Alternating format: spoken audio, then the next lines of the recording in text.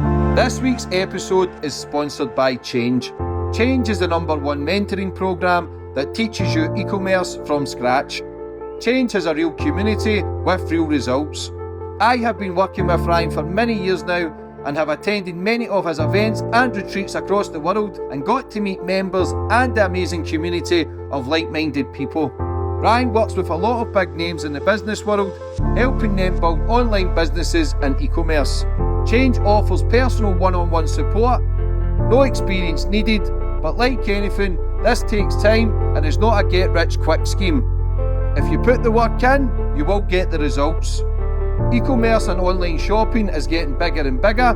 This is a great opportunity for anyone that is looking for financial freedom. For more information, go follow Ryan on Instagram at RyanJB, and he will guide you through the steps to help you get started and build a successful online business.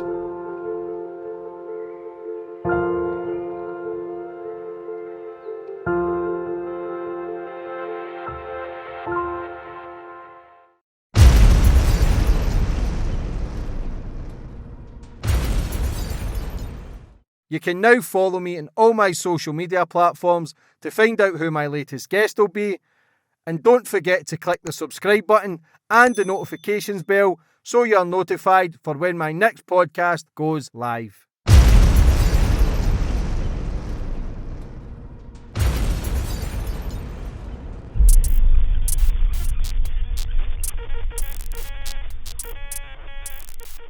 And boom, we're on. And today's guest, we've got Errol Musk. Errol, how are we? I'm good, thanks. Thanks very much. First of all, thanks for coming on the show. Pleasure. Successful man yourself.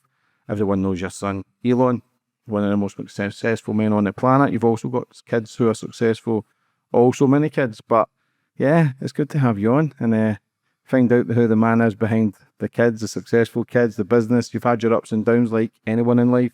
Yeah. First and foremost, how are you? I'm good, I've been traveling overseas, to do with all the, sort of public events and everything for the last 3 weeks. And since I've been back, I've done about 4, television interviews, which is only since Friday. Yeah. Non-stop? Yeah, it's pretty much non-stop. You can't really get down to the things you need to do, so I've got to try and find a gap, because the things I've got to do. Busy. How old are you now? I'm 78, but in a month's time, I'm 79. Still doing your thing, yeah, keeping busy. Before we get into everything though, Errol, I always like to go back to the start of my guests, get more of a bit of understanding about you, where you grew up and how it all began. I was born in Pretoria in South Africa, and just after the war, Second World War. And I, grew up in the places that were more or less set up for immigrants, because my mother was an immigrant. Or rather, her mother had in fact been born in South Africa, and her father had actually married this woman around about the First World War time, taken her back to England with him, and so they came out here back to South Africa. My mother was, 15 when she got here on a refugee ship. And so we grew up in the refugee area. My father had been in the war for 6 years. After the war, they weren't too keen on South Africa. It was Dutch and very German orientated, very sympathetic to the Germans.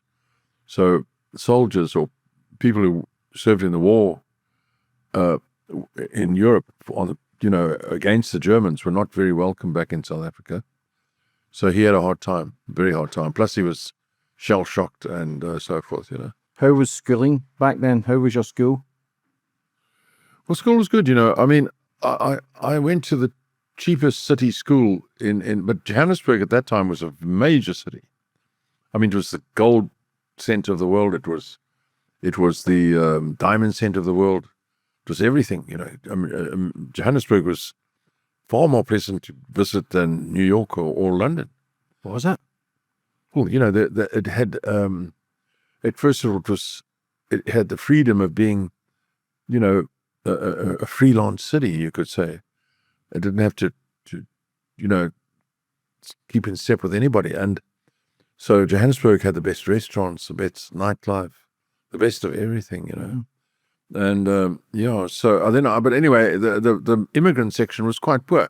The people that I grew up with, I mean, the adults, we lived in a 2-bedroom boarding house. Most other rooms in the boarding house were occupied by a couple, or maybe a single man or something, but usually couples. And they lived in one room. I remember that the boarding house had 11 rooms and one bathroom. And so you can imagine the kind of life. If you came from England, I subsequently went back to England with my mother in the early 50s. And I saw, in fact, in England that, people didn't even have bathrooms in their houses. So where we had one in Johannesburg for 11 people, when we went to live in England, nobody had a bathroom in the houses, which is kind of weird. Well, so if you had a bath in England, it was Saturdays in a copper tub in the kitchen. Whereabouts in England is your mother from? My mother was born in Liverpool, and she grew up in the Gloucester area. I love the Scousers. I love Yes, they're yes. crazy. There's a bit like the Glaswegians. Nobody can understand a fucking word we say. No. But I got to know them all. So we stayed there for quite a while, like 2 years. Mm-hmm. So I went to school there, and I found England quite nice as a young boy, because in South Africa they were very hard on kids. This was a tough place. Kids were whacked for nothing, and it was not great. It was a sort of a cheap life as a kid. Getting to school in South Africa was a case of ducking the gangs, because if the gangs caught you, they would empty your school books onto the road and pee into your bag and take anything you had, your lunch, or if you had anything like that, take it. Did you experience bullying as a kid? Well, we call that bullying. That's way beyond bullying. This is not bullying. This is life-threatening stuff. And then when I got to England, things were different, because they actually liked children in England. That was quite a surprise for me. Did They you actually have liked children. Did you have any brothers or sisters? Yes, my young brother came to England. He was very small. He was 4, but but I was 10. So the kids, as I say, were liked in England, and many things were set up in where we lived in the west of England. Around the village or town, were set up for children to to fill their lives. The community hall and competitions for kids and this and that and this and that. And so it was a very big eye-opener for me to go to England in those days. When I came back to South Africa, I left in the middle of grade 5, and I came back in the middle of grade 7. And our years here are from January to December, whereas overseas the years are sort of from August or September to June or something like that. Anyway, I came back to South Africa in the June, midway through grade 7, and on my very first day, my parents were not well off, and I had to wear the English school uniform, which was sandals, leather sandals, because we didn't have shoes and stuff. I didn't have any, and I was picked out. You call that bullying? I was picked out there by the teachers. You can't come to school like that. They're just rude. Didn't matter whether you could afford it or not. And on the very first day, I was challenged to 10 rounds in the boxing match, in the boxing ring. I'd never been to the school before. I arrived in the school, sat at a desk, and I was immediately challenged to 10 rounds after school. And I didn't know anybody. And the headmaster of the school, they had a permanently set up boxing ring. And the headmaster of the school offered to be the referee. So that gives you some idea of the level of brainlessness that existed in South Africa at the time. Why did you go back to South Africa? Why did your mum move from My England? my mother actually left my father.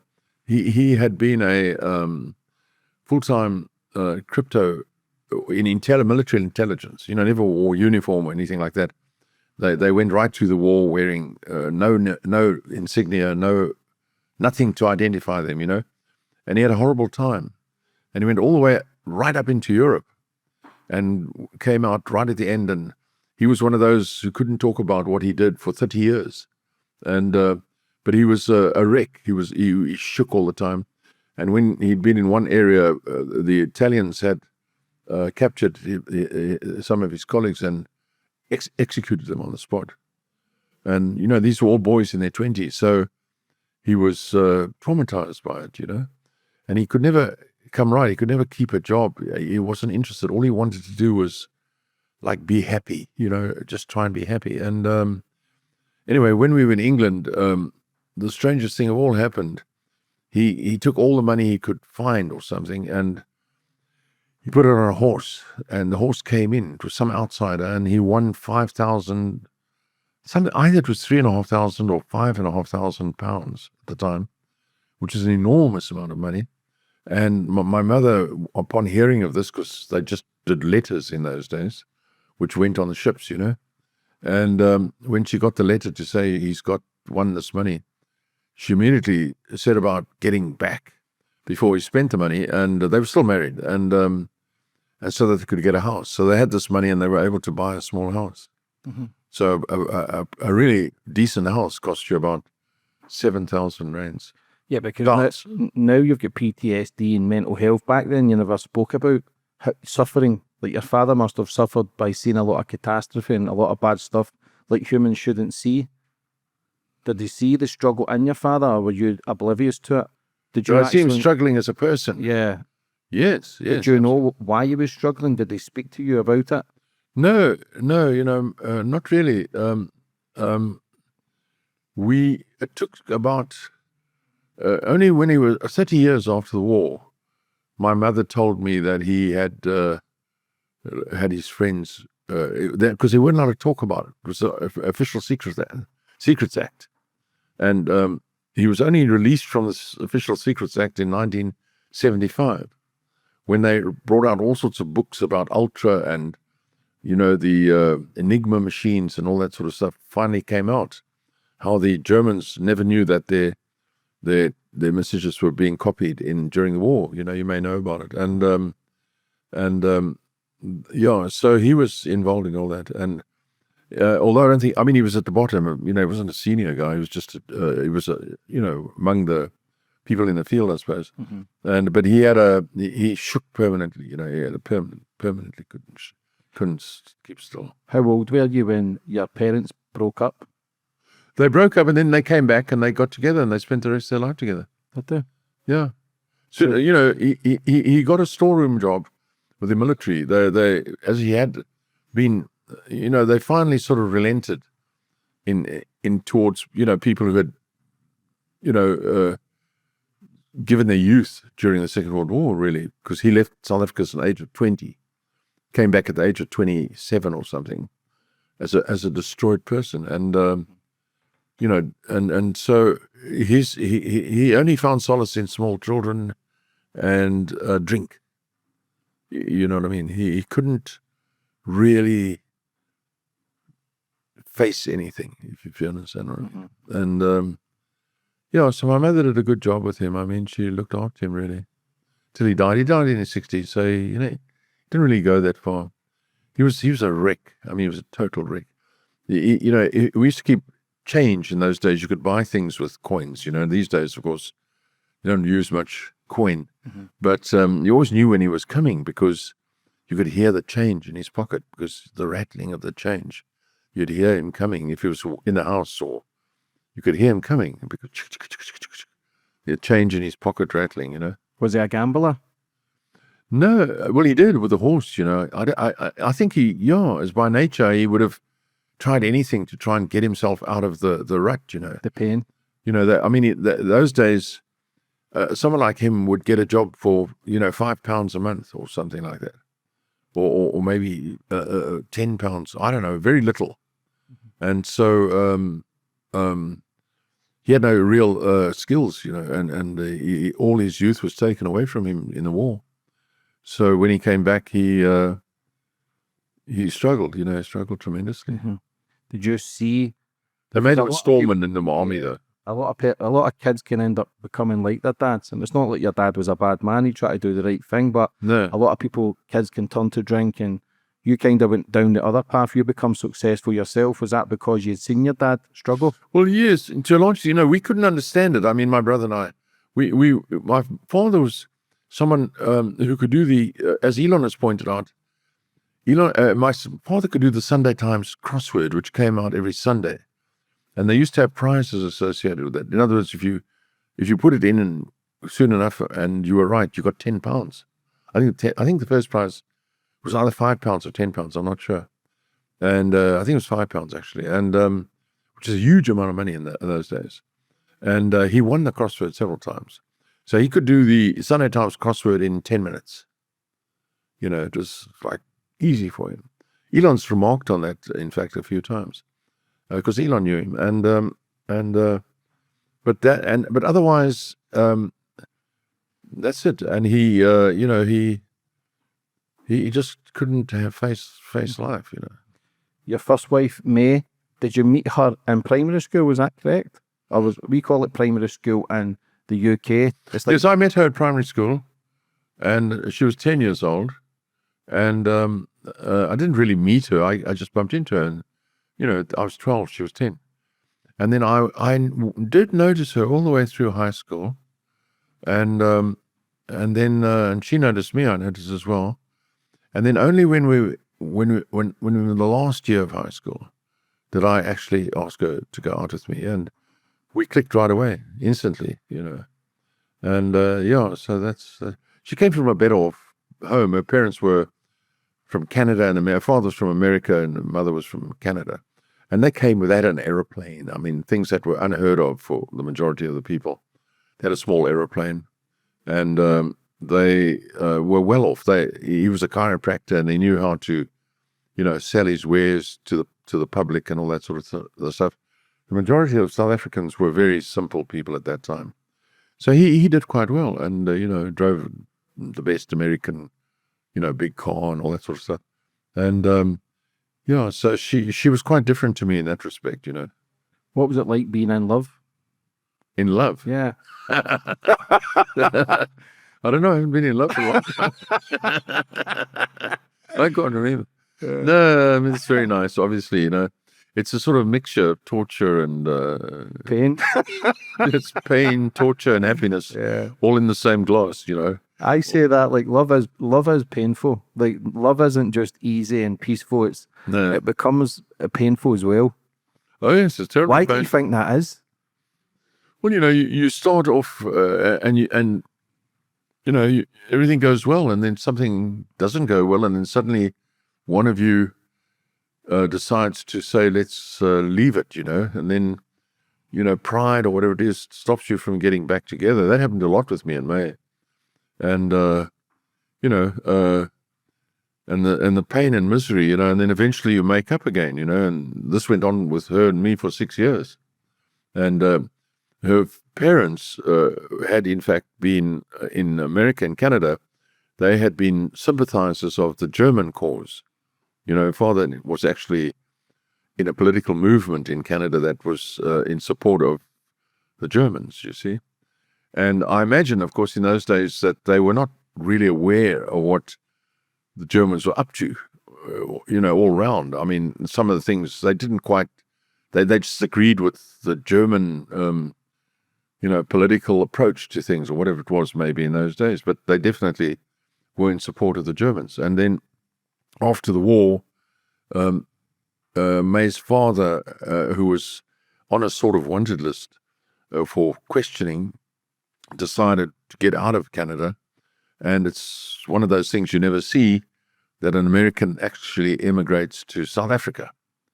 And he immigrated to South Africa because it was here that the South African Dutch National Party came into power after the war.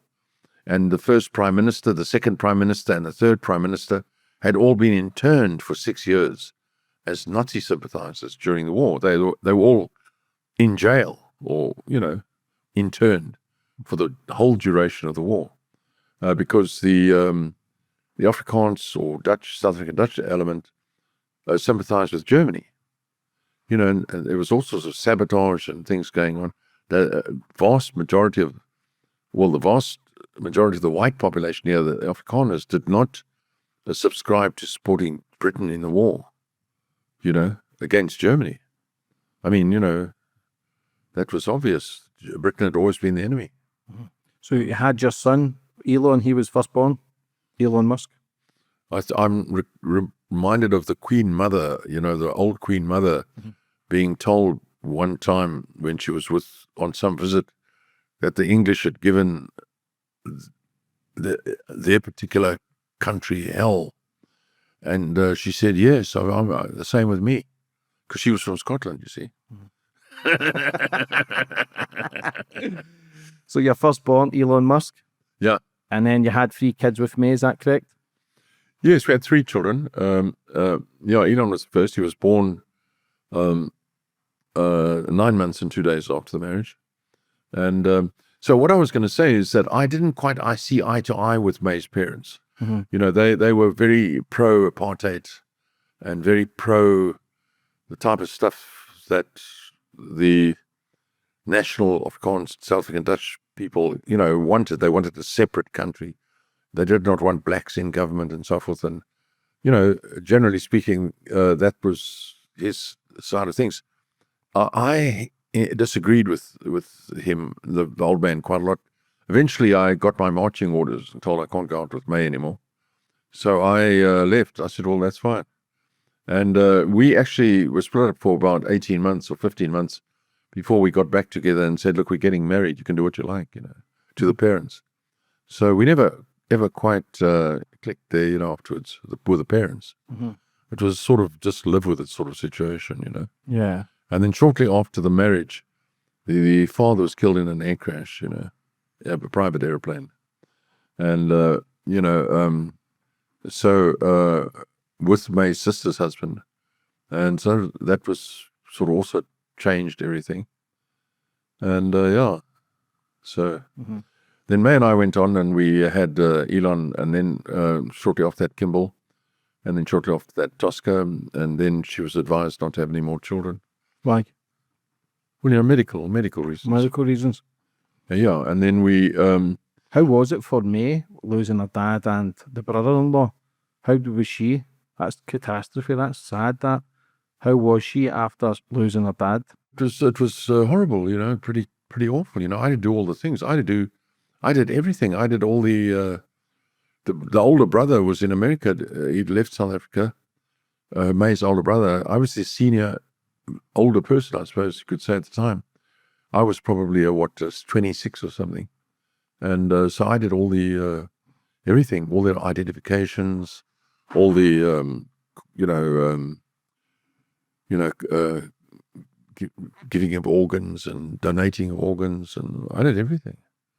And it was pretty harsh. What were you doing then? Engineering? I was already practicing as a consulting engineer at that stage. So I began practicing very early. So early, in fact, that I was called before a tribunal of professors of the Engineering Council and told that I had to stop practicing because I'm too young. And I was given orders that I have to immediately cease practicing. But I managed to get past that on my return to my office. I called the one professor whom I knew and said to him, the university's done so much for me, you know, but I've never done anything for the university. And he quickly snapped and he said to me, you know, caught on. And he said, we have very little money between the two universities, that's Pretoria and Johannesburg, that invigilate one another. We have very little money for the lecturers to have to travel twice a week, back and forth. We have very little money for fuel. And it's a real struggle. And I immediately thought, well, at the time, that was probably 1972, I thought I'd give them 50, then it would have been $2,500 a month, US.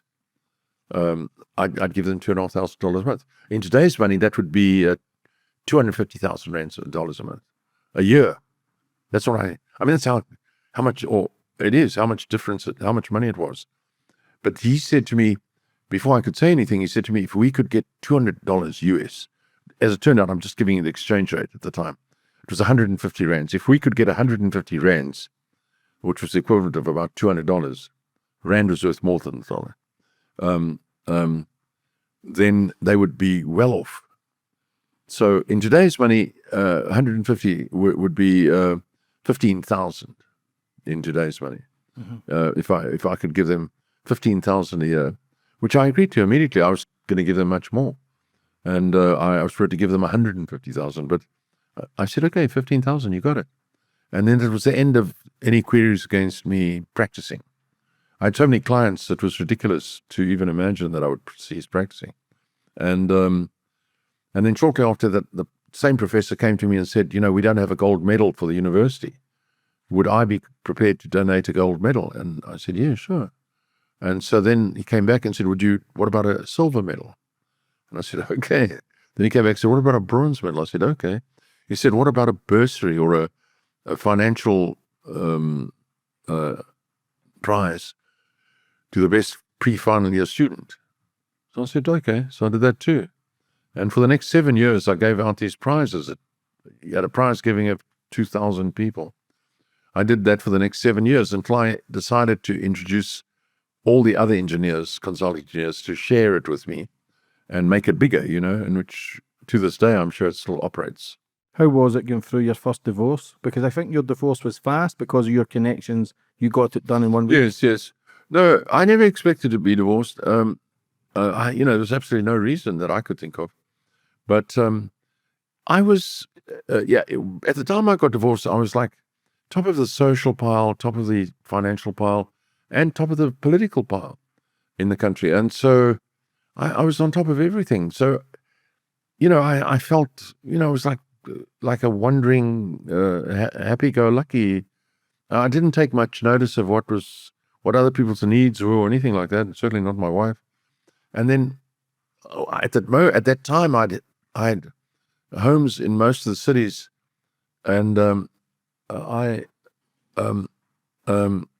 went to, I had a home in Pretoria, Natal, in Durban, and I had a home in the bush, and I had a home in Plettenberg Bay. These are the different places. And I thought, I'd like to have a home in Cape Town. So Elon and I, that's how disconnected I was. I never even took my wife. I took Elon and Kimball. We jumped into, our own private airplane, and which I had for a long time by that stage. And it was a fast twin-engine plane, and flew down here to look at houses. And while I was down here, I phoned May, and she'd gone up to one of our houses in Natal, and she said she wants to be divorced. I was very surprised, and so I said, all right, fine. And so went back up to my office, sent the boys to her where she was, and because it was holiday time, and then I saw the summons, and I called people in the legal profession. I said, okay, I agree to everything that she wants, everything. And in which she got a fully fledged big house and all, and the cars, and got a God knows what. And then I spoke to legal people, and a week later, I got the summons on the Thursday, and on the Wednesday, it went through the court instead of going for months later, because it was on they put them in line, but I was able to skip the line. Mm-hmm. So within a week, we were divorced, and all she had to do was appear in court a week or two later in front of a judge and agree to that all these were genuine requests that were on paper, and we were divorced. So at the very most, less than 4 weeks, we were divorced. Do you think because of the level of success you got to, there comes a great deal of sacrifice, and the family is the sacrifice because you keep leveling up and putting all your effort into business? Well, yes, by the time I was at that stage of life, I had everything that people wanted. Certainly, it wasn't what they want these days. People talk about, I want to be a crypto billionaire or something like that. I know crypto so-called billionaires, but they live in little flats, and all they do all day is pore over computers. That's not my idea of happiness. I had, at that time, I had 2 fully fledged farms running, producing vegetables, which was very rewarding to me, rewarding in spirit, you know. And then I had several homes. I had a twin-engine aircraft. I had an ocean-going yacht. I had a home in the bush. I had everything. There was nothing else. There was nothing I didn't have. So, and my wife drove the finest car, even though she was so young. She was 29. Her car was the best car that was on the road here at the time. It's the XJ6. And my own choice of car in those days was the Mercedes Sports, which I soon went over to the Rolls-Royce. And since then, I just drive Rolls-Royce. So I had everything. So there was not a question of, I forget what your question was exactly, not to make money or something. Yeah, but it's just sometimes to become an entrepreneur or to become successful, you sacrifice the family life. Like, would you have gave all the materialistic stuff up to make your marriage work? Well, in those days, you know, although I was away a lot around the country, if I went overseas, I always took May with me. So these days, people are far more separated, and they seem to be okay with it than what we were in those days. Life in those days was far more local than it is now, you know. So I would. That's one of the reasons why I took to flying, to get to, you know, outlying districts, towns that would have taken me 3 or 4 hours to drive to, I could get to in 1 hour. Even towns that would have taken me 6 hours to drive to would take me an hour and a bit in an airplane. So I would be flying around the country quite a lot. Sometimes I would stay over, occasionally stay over, mainly because flying back at night was not such a good idea. And but it was not so much that you know, the social life was also, we mixed with the social entitled rich, and, you know, those that also made their way up to the top. So it was our home that we lived in at that time is today the home of the European Union ambassador to South Africa, to Southern Africa, actually.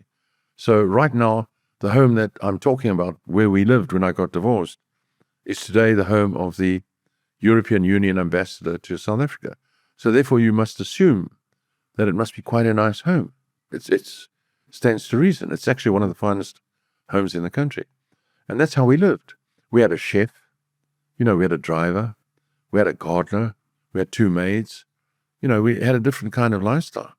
And so... Do you think you can appreciate that more because you had nothing? If Elon's coming from private plane chefs, then becoming a multi-billionaire, soon to be a trillionaire, well, yes. Do you think there's Elon and Kimmel have never known, from when we got divorced, I moved on from there to a horse stud. So Elon and Kimmel and Tosca lived in Waterkloof, in this home that is today the home of the European Union ambassador. We moved from there to a horse stud, and there we raised horses. And we at the time, a big show that was on was Dallas, and so my home was called Little Dallas because the similarities between our home and Dallas were staggering. You know, I mean, it looked so much like what you saw in the film, in the movie, and we kept a lot of horses, and so their lifestyle was not the same as mine as children. Mine as a child was up to the age of 10, when I stayed in the boarding house, I never had a bed. My bed was a lounge chair or a settee that I used as a bed when everybody went to sleep. My parents had 2 rooms, their room and a lounge. And in the lounge, my mother did her best with the lounge. She had a little piano there, cheap little piano and everything. I slept on the couch until I was about 10 years of age. And so I never had a bedroom and so on. And it was not bad, actually, because the other immigrants would come to, in the evenings, to my parents' lounge, because she was the only one who had a lounge in those days in Hillbrow. And so many people would come and have some drinks and, you know, they bring what they can contribute. And they were very smart people. Many of them became top people in the end. they were from Ireland and England and all over. One guy I remember from France, and anyway, they would talk into the night, and I would lie under the table, like this, and they would over the dining room table we had in there, and I'd lie on my blanket and pillow and listen to them thumping the table, as the Irish seem to thump the table a lot. You know what I mean? And they would go through this whole evening. These evenings would go through a sort of, as they sort of got a little bit, I won't say drunk, but they would start drinking a little bit, and they would get angry, and then they would be the Irish, and then you had the battle between the Irish and the English, because, I'll never forget the song, because I always used to get my mother to sing it. You see, it was Galway Bay, and she was quite a good singer, and she could do it while she was playing the piano, and she would sing, if you ever go across the sea to Ireland, at the closing of your days, you'll stop and see the sun go down on this and that, and see the sun go down on Galway Bay. And then the next verse is, for the English came and tried to teach us their way. You see, the actual song was written for the strangers came and tried to teach us their way. But they may as well go searching after moonbeams as think they will change our ways, And so the Irish always insisted that as they sang it with her, for the English came and tried to teach us their way. And of course, that was a spark, and so there was these sort of fights. Mm-hmm. And do you understand what I mean? Yeah. Between these people, and very hot-blooded. And and then they'd have all their different other songs that they had, and the Irish had terrific songs, Mm-hmm. Oh, my name is McNamara, I'm the leader of the band. And I would listen to all this, you see. Mm-hmm. And so it was quite entertaining and quite informative, mm-hmm. And then they'd all leave, and then they'd all smoke, of course. So then I was like drowned in cigarette smoke. And then they'd all leave, and I'd go and sleep on the stenchy settee, of cigarette smoke. And, that's how I grew up. Did they ever give you alcohol? Because my great-grandparents used to party the same as like you. Yeah. I used to sleep under the table. They used to put fags in my mouth. They weren't lit, but they used to give me, we used to call it a shandy, like so much lemonade and a bit of beer. Yes. I was like 5 or 6 years old, but that was just the way it was back then. The only reason they may not have done that, they may well have, I don't know. The reason I think they may not have done that is that money was very tight. Yeah. So sharing your little bit of whatever you had, I remember on one occasion a chap came and he had a half jack. I don't know if you know what that is. No. It's a half bottle of liquor. It's a flat bottle as opposed to the round 750 ml. It's a flat. A quarter bottle. Something like that. Yeah, it's a quarter bottle. Anyway, he came with this thing and it was in his long coat or something, And when he took his coat off, probably maybe in raining or something, I don't know what he had, why, but they were in the room, he took this thing off and this thing fell out and broke on the floor. So he was moving the glass, and there were all the handkerchiefs. Everybody had a handkerchief. I don't know if you know what a hanky is. Yeah. But everybody hankies in those days. So there he was, hankies in the everything on the floor, and then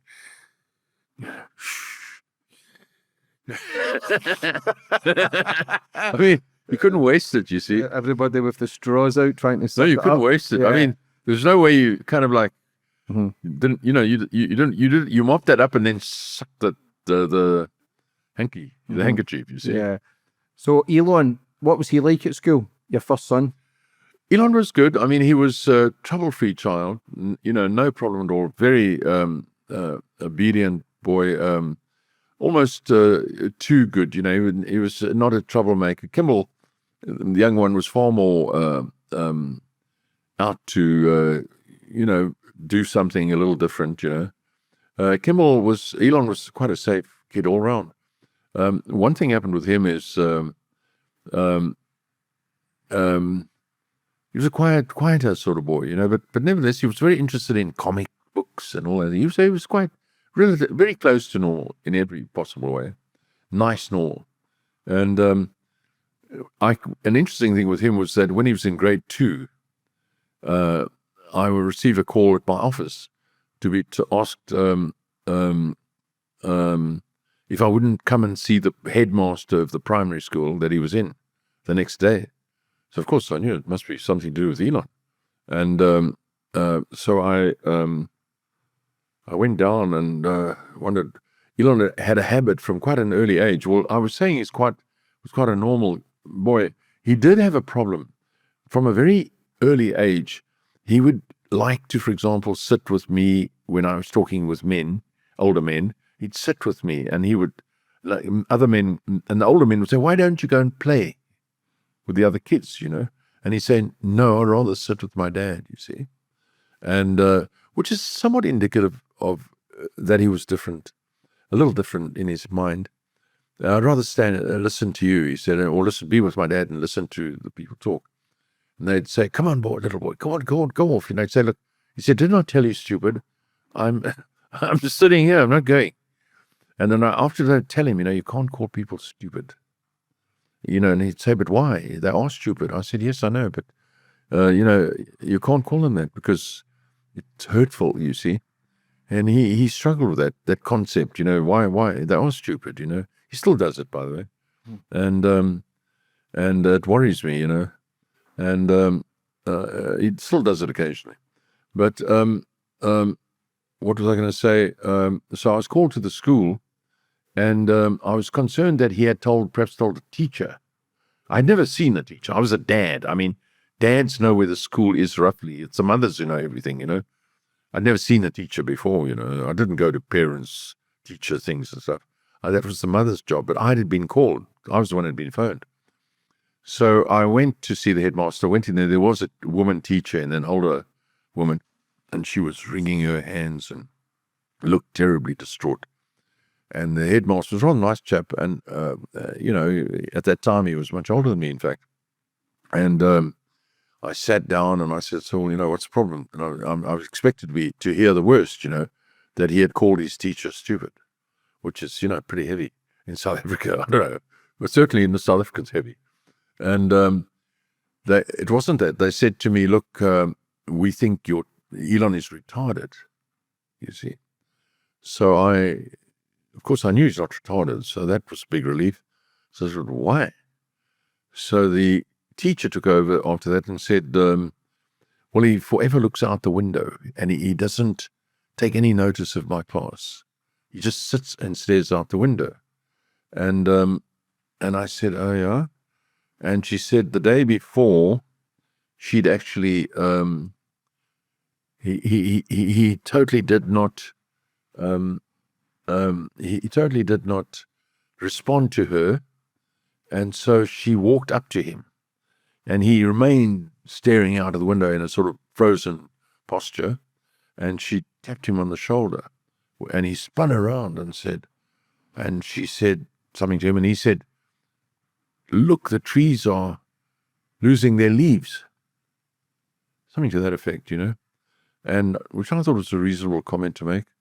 And to her mind, he was retarded. And so the headmaster said he needs to go to special school. So then I thought, well, what am I going to do? This is ridiculous, because I knew he wasn't retarded. And so fortunately, the headmaster suddenly said, maybe he can't hear. So we all three jumped on that. I said, okay, the next time I'll have his hearing tested. And I did. And but and there was nothing wrong with his hearing. And then I was able to put him in a different school. And after that, things went quite well. Was he not bullied as well? Did someone push him down the stairs? Yeah, so that was very, very much later, when he was in high school. He got to high school, and again, he tended to, he was a bigger boy by the time when I say bigger, he was just bigger than the other boys. He wasn't a big boy, he was just a little bigger. And he apparently, and he had said to some boy whose father, as the headmaster told me afterwards, when this happened, I came home and I was told, Elon's in hospital. Now, I might have been somewhere far away because I was still practicing as a consulting engineer. And Kimball was at home as well. Kimball was there. Elon's in hospital. So we rushed to the hospital, and I was absolutely amazed when I saw how badly damaged Elon was. I mean, really about his face, terrible. I've never seen anyone hurt so badly as that. Maybe in the movies, I don't know. Anyway, then I had to go and see the headmaster. I thought we must go and see the police, It was so serious. And then I saw the headmaster, and the headmaster said to me that one of the boys, who happened to be quite a short boy, somewhat shorter than Elon, little boy actually, his father had committed suicide. South Africa's a rough place, but I imagine you get it in Glasgow as well. Yeah. And the father had committed suicide. The boy had actually, come upon his father, and all that sort of stuff. And the headmaster said, please take this into consideration, And Elon had said to this, apparently this had come out at the school, and Elon had apparently made the comment that your father was stupid. Now, unfortunately, you can't say that to somebody who's just, lost their father. You don't do that. I would agree. Later, to say that your father was probably stupid. He shouldn't have done that. You know what I mean? Yeah. But the little boy didn't quite find it funny. And as I understood from the headmaster of the school, it's all I'm quoting is the headmaster of the school, when there was an opportunity, and Elon it was a double-story school, and the flight of concrete stairs went straight down from the second floor down to the ground. And when there was an opportunity down to the play area or something, when there was an opportunity, there wasn't a landing in between. And the boy pushed Elon down this flight of stairs, and Elon went tumbling down, and he was severely injured in the process. And then when he got to the bottom, this little boy came down there with whatever he had to hand and started pummeling him in the face and so forth. Yeah, so I thought of going to the police, but then when it was explained to me, I said, no, we can't, not under these circumstances. And I also met the other little boy, and this other little boy was crying, wailing. He was wailing. He never stopped wailing, and through the whole meeting. And so I dropped it, and then I took Elon out of that school again and put him in a considerably better school, which was in another city. So I actually had to move cities to do that and buy a home in the other city. Ain't it crazy, though, that one of the richest men on the planet, people say he is the richest man on the planet, his teacher was calling him a retard that had to go to a special school, but yet he's one of the most successful men Well, ever. yes, that's what I said earlier. They didn't understand. Ain't it mad, though, how people's opinion of you doesn't have to be your reality? Well, yes, exactly. I mean,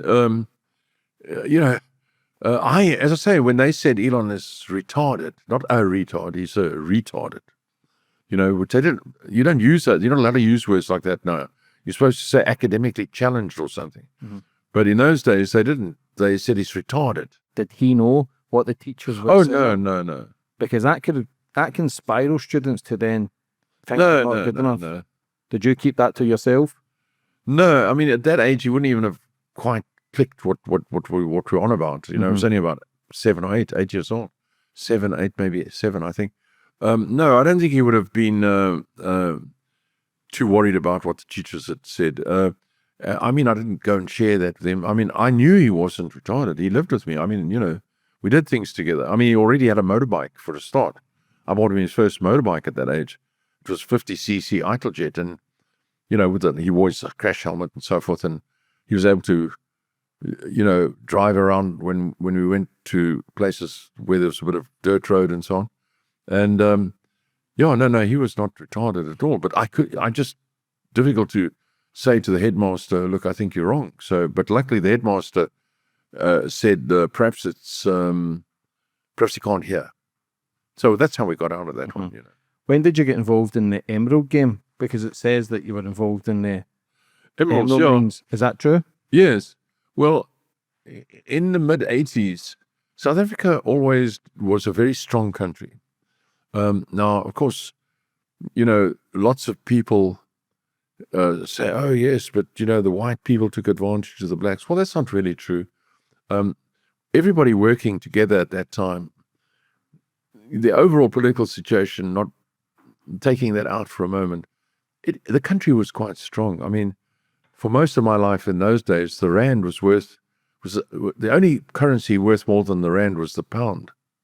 So that tells you everything, in terms of what sort of country we had. Very strong country. And so as the 80s progressed, and the pressure on the system in South Africa and the sanctions and so forth started to get harder and harder and more difficult and more difficult, things started to not look good. And by 1985, the Prime Minister at the time, P.W. Botha, whom I knew quite well, he said, when finally confronted by the First World War, that we want you to have a one-man, one-vote government here. And he said, we'll never do that. And that was 1985. And that was the Rubicon speech, as it was known. And meaning you'll never cross that Rubicon, something like that. And after that, things started to become very difficult for me in my field. I was a consulting engineer, so I worked on new factories, new buildings, new everything, anything that was new infrastructure. That was my work. And everything like that's just slowed down, because obviously when the economy slows, or when the economy isn't going right, all those kind of things stop. Nobody wants to invest. They actually want their money out. So people were trying to take their money out of South Africa. As I was about to tell you, am about to tell you, I did the same.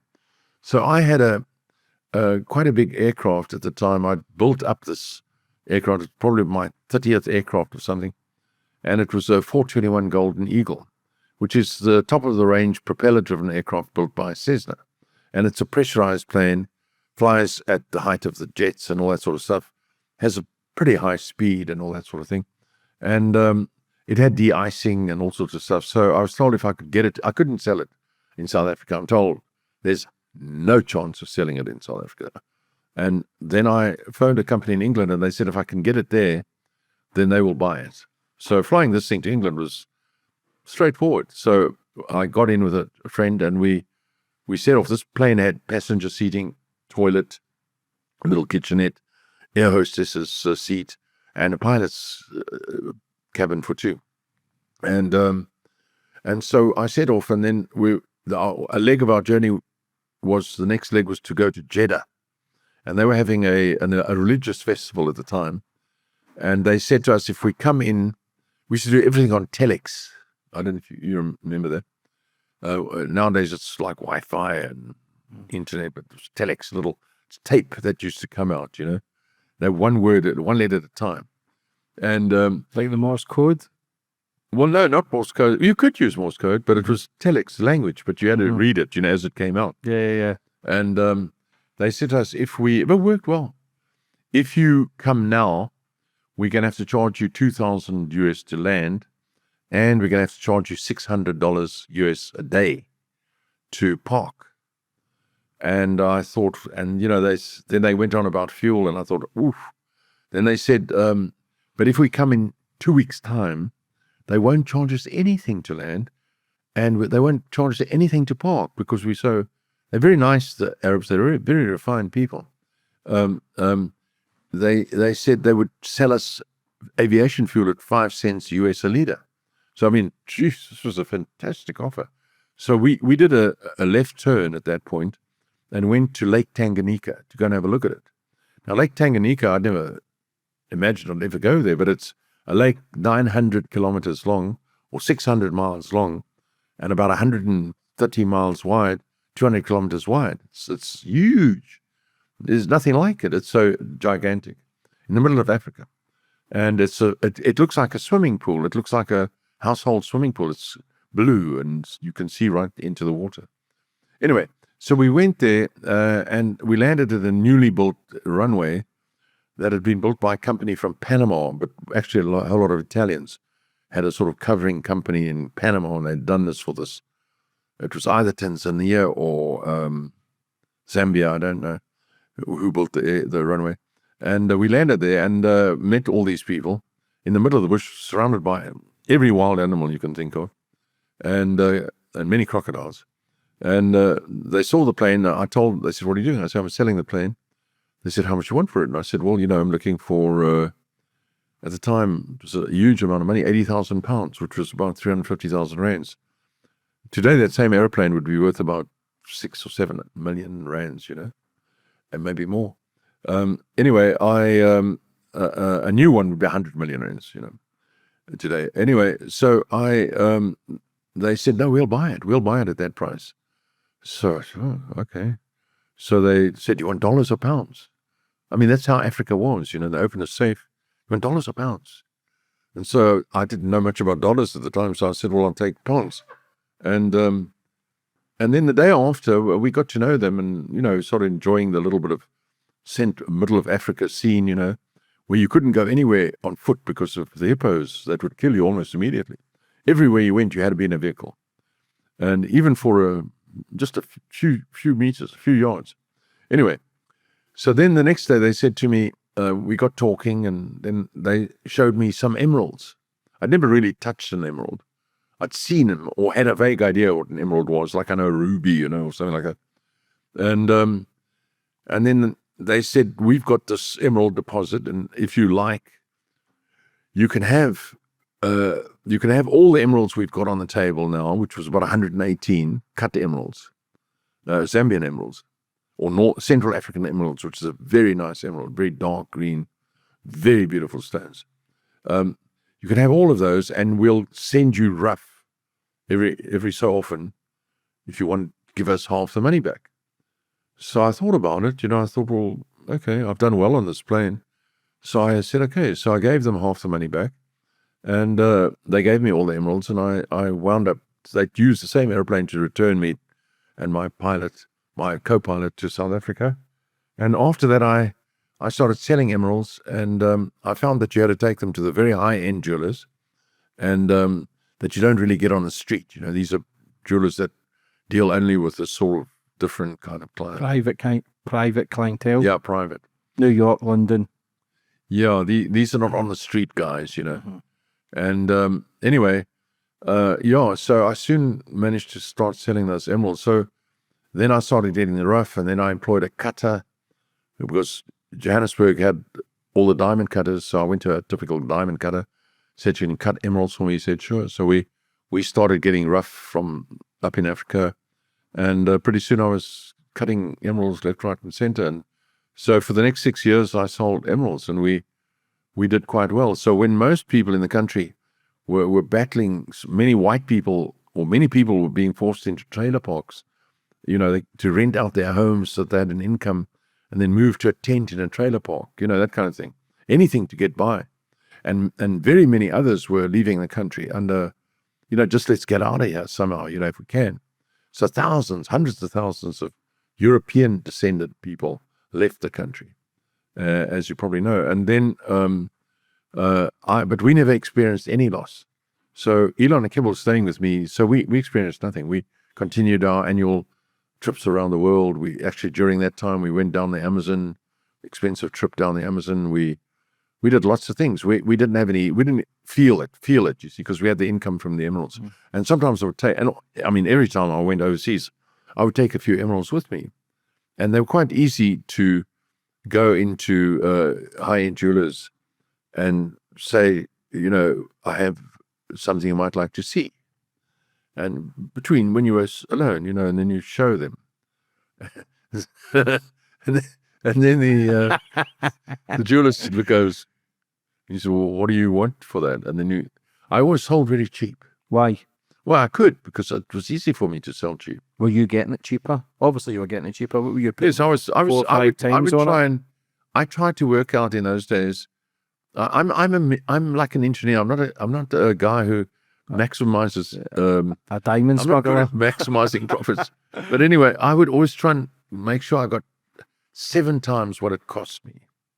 So from the base cost up, I figured it out after a while, because first it came sort of naturally, and then I figured, okay, let's say 7 times was good for me, you see. So I would sell a stone. A very good example is we were in in New York, and in about 1989, and I had 2 stones that I had with me, and I went down to Tiffany's. In fact, the boys had taken them down to show at Tiffany's. While I was out, they said, "Hey, Dad, we took Elon." They were still in the teenagers, and they'd taken the stones down to show at Tiffany's. I said, "Oh, did you?" I always thought Tiffany's was, it's like a supermarket jewelry store, but very high end, and on Fifth Avenue, and very beautiful chandeliers, da da da da. And I was more used to private sales, you know what I mean? And they said, no, they're interested in these stones. So I took them. I went down there with the stones, and without too much trouble, they bought them. They bought the one for $800 and the other one for $1,200. Now, I could have probably got for those stones maybe 3 times as much as that. But that was good for me, $2,000 on a trip like that, you see. All I was looking for was covering my traveling expenses type of thing. Spending money. Well, yes, spending money and being able to not, have to suffer a bit, How much would one of those diamonds? So then How much would one of those diamonds be now in this day? Well, I'll tell you what happened after that. They said to me at Tiffany's that they're going to set these 2 stones right away, and if we come back in about 4 days' time, then we can see what the stones look like set. They were very nice, all in their suits and everything, and these. I was unusual. It wasn't my usual way of selling the stones. Anyway, so I said great, and 4 days later we went back. Couldn't find the same salesman or salesmen that we'd seen before, but we told those that were there that we had provided them with these 2 stones, and we'd been told that if we come back we could see them set, you see. So they said to us, well, we know about the one. So they took us to the $800 stone, and I looked into the cabinet. It had been set very beautifully with a diamond, a little diamond with it. And I often ask people over the years, what do you think they wanted for that ring? And the average person would say to me, well, they probably wanted about $3,000 for it, you see. But only jewelers gave me the right answer. So when I asked a professional jeweler once, what do you think they want for the ring? He actually said $23,000. In fact, they wanted $21,500 for it, but they'd paid $800 for the stone, and they wanted $21,500 for it. So you're getting that for putting 7 times on it, and they're putting basically 20 times. The high-end the jewelers multiply they go like 20 times. Whatever they paid for it times 20, roughly, or 25. Because they have to sit for it. They sit with it, and they've got tremendous overheads and, the shop rental and all sorts of things. So that's why their prices are so high. So that's why, I would say to anyone, if you're buying a ring or something of that nature, a diamond or whatever it is, before you go straight into one of the big sales places, see if you can find a wholesaler somewhere, and you'll see a very different price if he will sell to you. How much do you think one of those diamonds would be now in this day and age? Is emerald? How expensive is emeralds now? Well, yes. So what happened in 1990 was that the Russians brought out an artificial emerald, and they called it the Byron. And that's happened right now in the time that we're in now. The labs have brought out a lab diamond. So everyone now, in the last year or so, has started buying the lab diamonds. So the diamond market, the natural diamond market right now, is at a state where it may not survive. So in fact, 2 months ago, De Beers, the biggest diamond dealership in the world, contacted me about 2.5, 3 months ago, and De Beers contacted me and said, would we as a family, the Musks, not be prepared to buy De Beers? Because they've got $2 billion in stock of natural diamonds, and they will sell the entire De Beers, including all the land they own on the west coast of South Africa, and all that sort of stuff, and all the seabeds that they have claim to and so on. They'll sell everything to us for $3.5 billion. And a year or two ago, it would have been $8 billion. So they had to come down from 8 to about 3.5. And I'm not sure what the situation is right now, but I know that anyone who bought De Beers right now would just put yourself into the position that De Beers is in. You're not going to sell natural diamonds for a long time because the lab diamonds are available and they're perfect, and they cost about a quarter or even less than the real thing, if you know what I mean. And you can't tell the difference between a lab diamond at this stage and a natural diamond. So this is what happened to the emeralds. In 1990, the Russians brought out the Byron, and the Byron was 10% of what the emerald cost. 10%.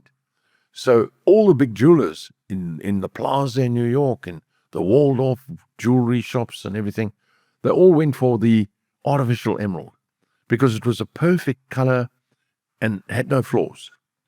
And so the natural emerald market just dwindled to the extent that I remember, and I've still got a few stones hanging around here somewhere, you didn't even bother to try and sell the natural ones anymore because you couldn't sell them. And so by that stage, I was out of it. So I've been in it for about 6 or 7 years, going on 7 years, and I managed to get past it. I had other things to do. And so we dropped the emerald business. And at that point, because of the Byrons coming in, what happened with the emerald business, though, is that about 15 years later, in about 2005, by about 2005, the jewelers had started to see reports that the artificial emeralds are made up in layers. And under a very powerful microscope, you can just see straight away that you're looking like at a sandwich, if you understand what I mean. And as soon as that became well known, nobody wanted these artificial emeralds anymore.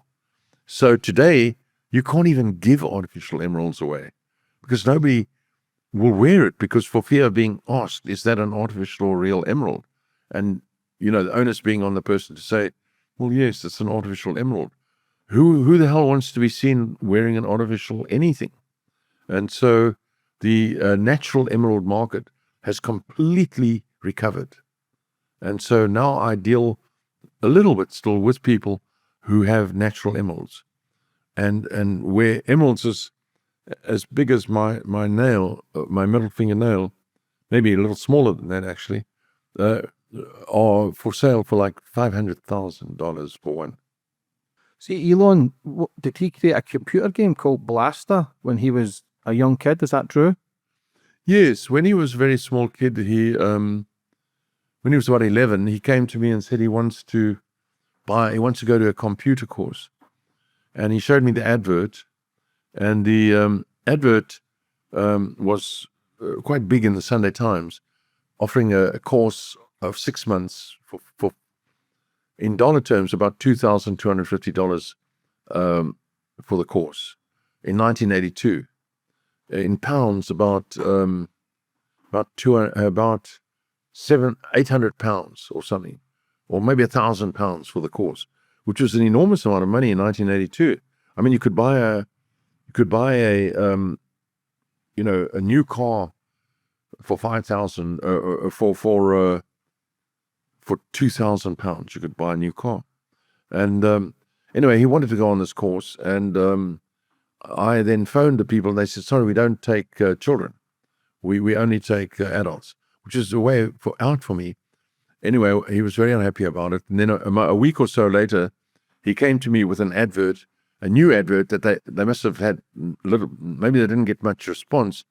They were doing an introductory lecture for 75 rands or $125 or about 100 or 50 pounds or something like that, that you could pay to go to the 2-hour introductory lecture on this new computer that was coming out, because nobody knew what the hell and what it was. I had no idea what they were talking about. It was called a PC. Never heard of a PC. And so what is a PC? You know, they said it's a personal computer. Well, which seemed rather odd, you know. How do you mean a personal computer?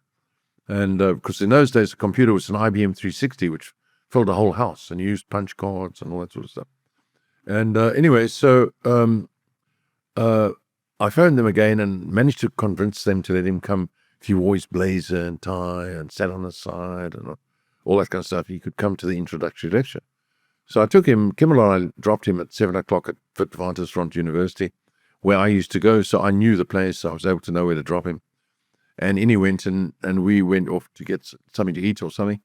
And then we came back 2 hours later, and all the people came streaming out, no Elon, you see.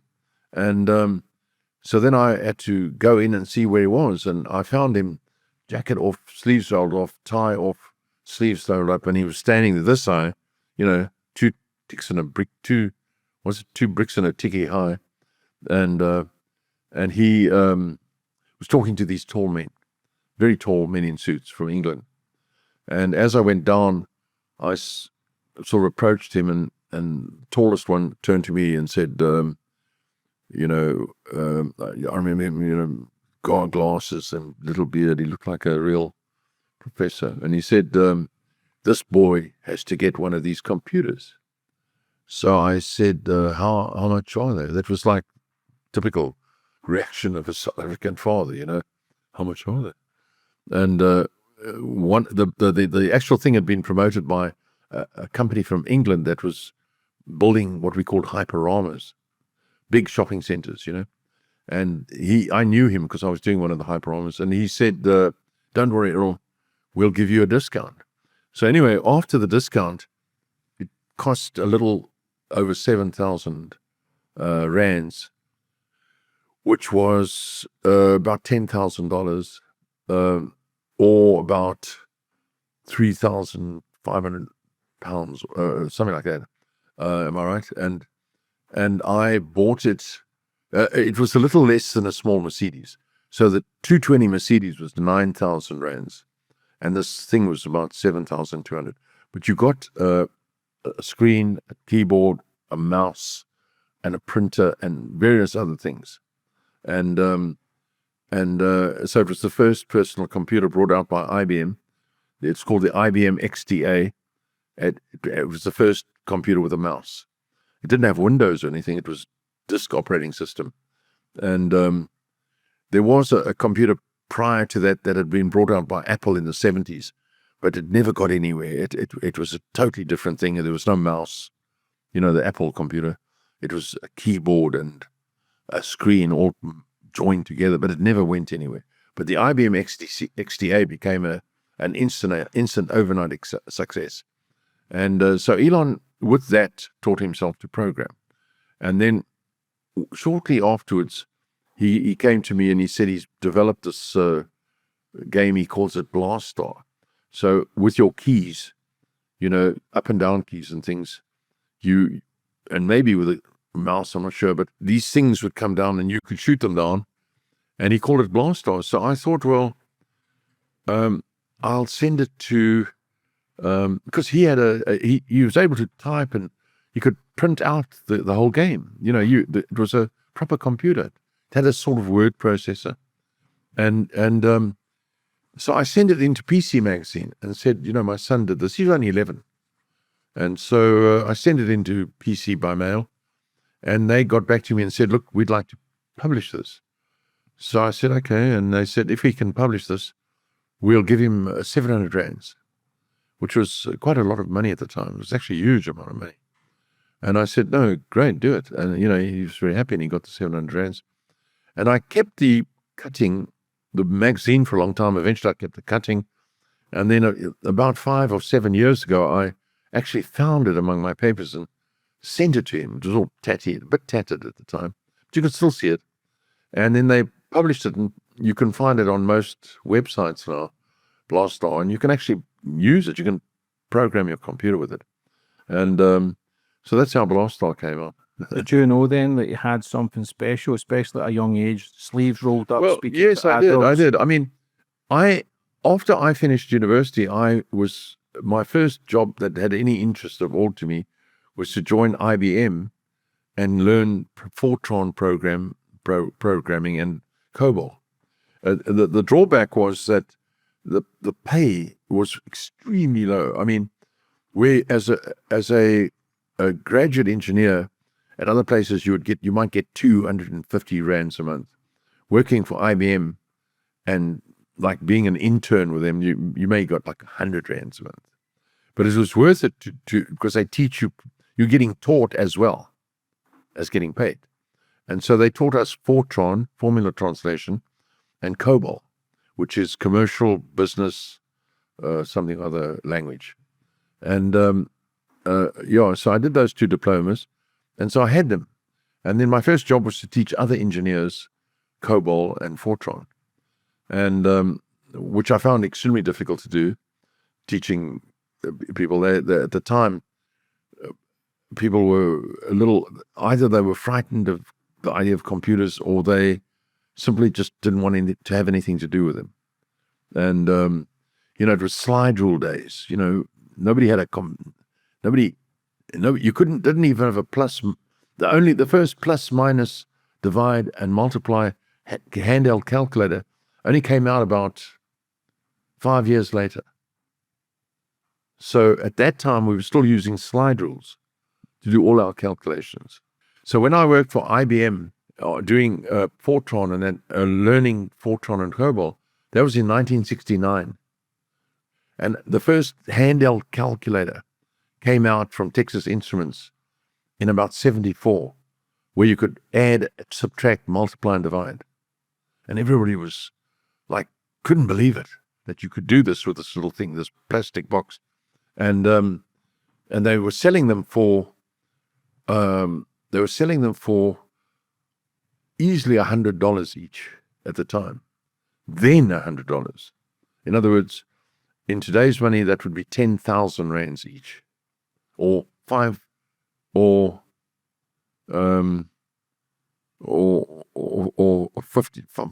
pounds, 500 pounds, 500 pounds for one of those things. And so very few people even bought one. It was so expensive. That's just to multiply, divide, subtract, and add. And people were, when I started trying to teach programming in 69, the engineers that I saw, they don't want to know about it. And they were, you'd show them the computer doing a calculation on a typical engineering equation, like the dying of a sine wave or something like that. There's a special equation for that. And then I'd show them how you do it on the computer, and these guys would sit there with their slide rules and come up with the answer quicker than I could. They could write it down, and then they'd sit there. Then I'd come up with the wrong. They'd say, "Well, we were finished before you were, so this computer's not so good." So Elon, was he at university in South Africa, and then you moved him to America? Is that correct? Yes. When he finished school, when Elon finished school, I wasn't sure what we were going to do. I thought that maybe he should go to Cape Town University, which seemed a little more interesting than going to the universities up where I was. And he was always at home with me. That's something else. I thought we'd put him in residence in Cape Town. So we came down to Cape Town. He was going to study business. And I thought, well, that's fine because, that's fine. And but when I left him at the business faculty here in Cape Town for 3 days, after 3 days, he said he doesn't want to come here. I said, well, why? He said, they've only got one telephone, Dad. The entire business faculty has one telephone. And I said, oh, okay. And nobody's allowed to use it, by the way. Nobody's allowed to use it. And then they have one telephone. So I said, okay, that's a good enough reason. So we headed back to Pretoria, where we lived at the time. And he said he may as well go to Pretoria University. So he started there. He did well. I mean, obviously he's going to do well. It's an easy, for him it was doing a BCom was very easy. And, he was averaging, 75% in everything. And But halfway through the year, we came to what we called Republic Day on the 31st of May, holiday, and we were due to go out. And I said to him, I said to Kimball, "Where's Elon?" And they said, 11 o'clock in the morning, we were going to have the lunch or something with people. And Kimball said to me, "He's still sleeping."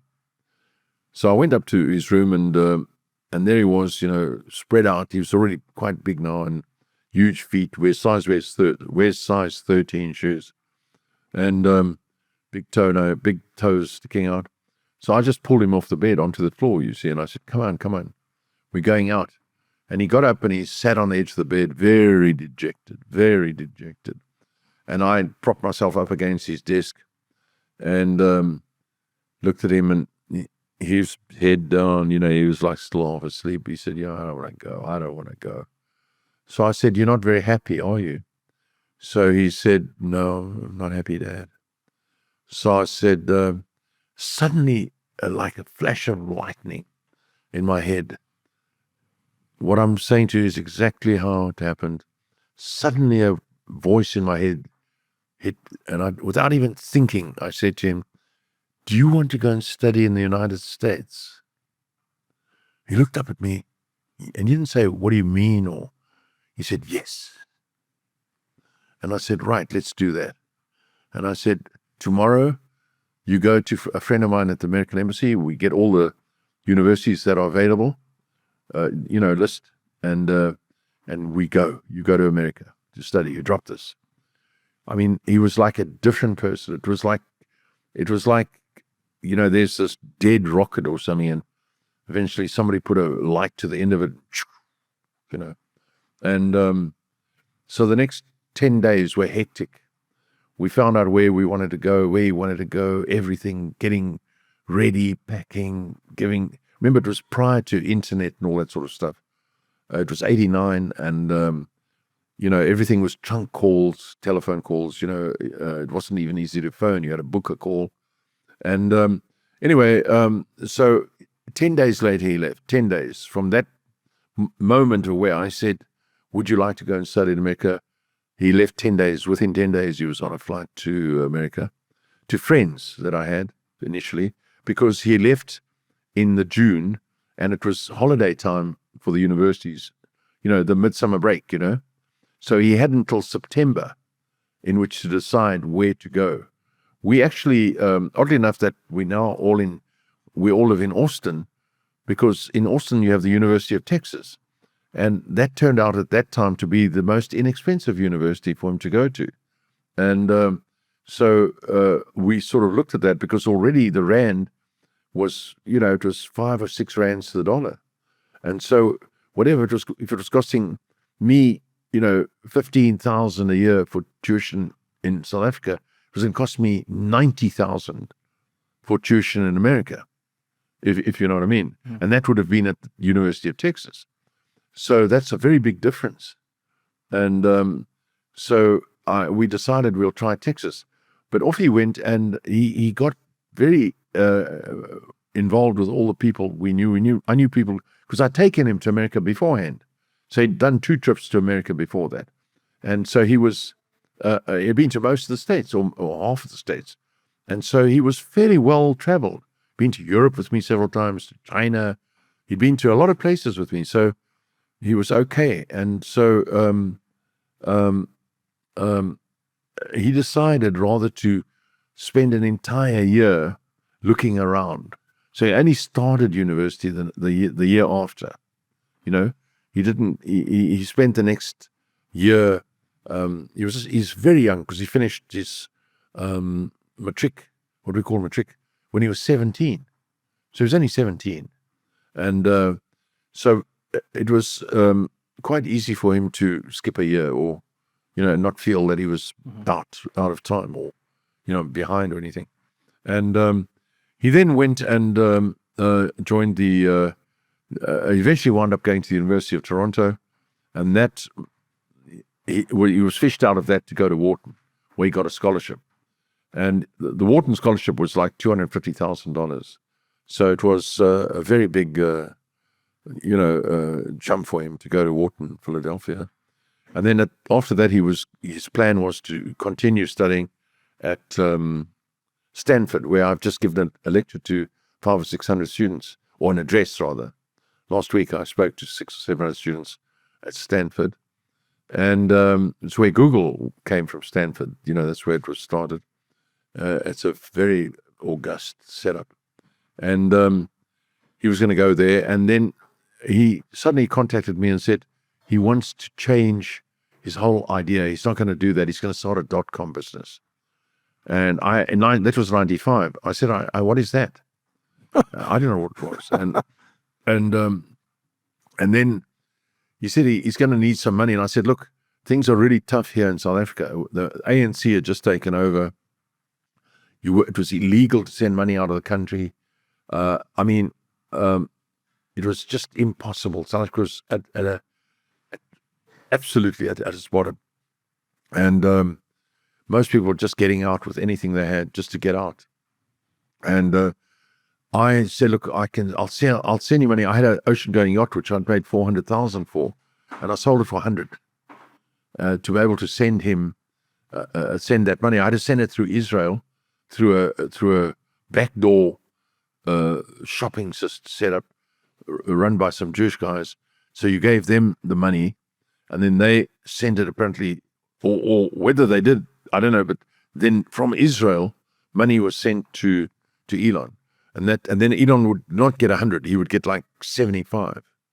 You follow me? So they're taking 25%? Yeah, they would take a very big chunk, because you went to jail if you were caught doing that. So a friend of mine was caught. He was sentenced to 8 years in jail. He served 4 years. For taking money out of South Africa? Yes. Why is that? Well, they were trying to stop it. They didn't everyone want to send their money out. 8 years is heavy. Well, it's still like that to a large extent. It's very difficult to send money out of South Africa even now. But they put a stop to it because the new black government, nobody wanted it. Nobody wanted the black government. Everybody in the rest of the world was thrilled to pieces. The people who lived here weren't thrilled to pieces.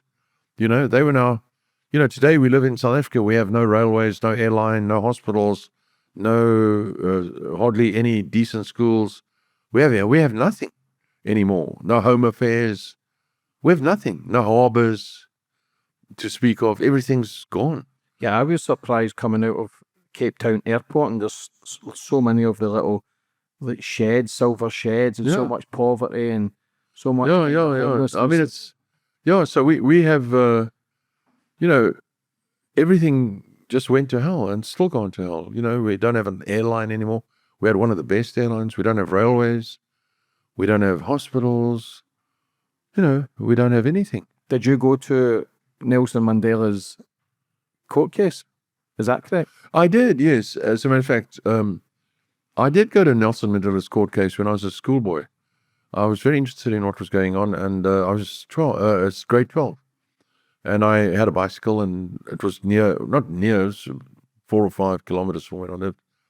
And then I was able to go there, and in the middle of Victoria, at the synagogue of all places, the old synagogue, and he had been among others. So it was just not just him, but it was interesting to follow these trials. And he'd been found guilty of murdering women and children, and by putting bombs down, which brought down power lines and which subsequently maimed and killed women and children, and he was sentenced to death. And that was then, I don't believe in that and myself, but anyway, the thing is, that was commuted. But when it was commuted, the people were crying in the streets because those who'd lost their children and wives and things, they wanted him hanged. Anyway, they didn't, and I thank heavens, because he turned out to be a sort of inspirational guy. But yeah, that's true. Did you ever think that he would have been president 30 years later? No, I mean, that would have been absurd.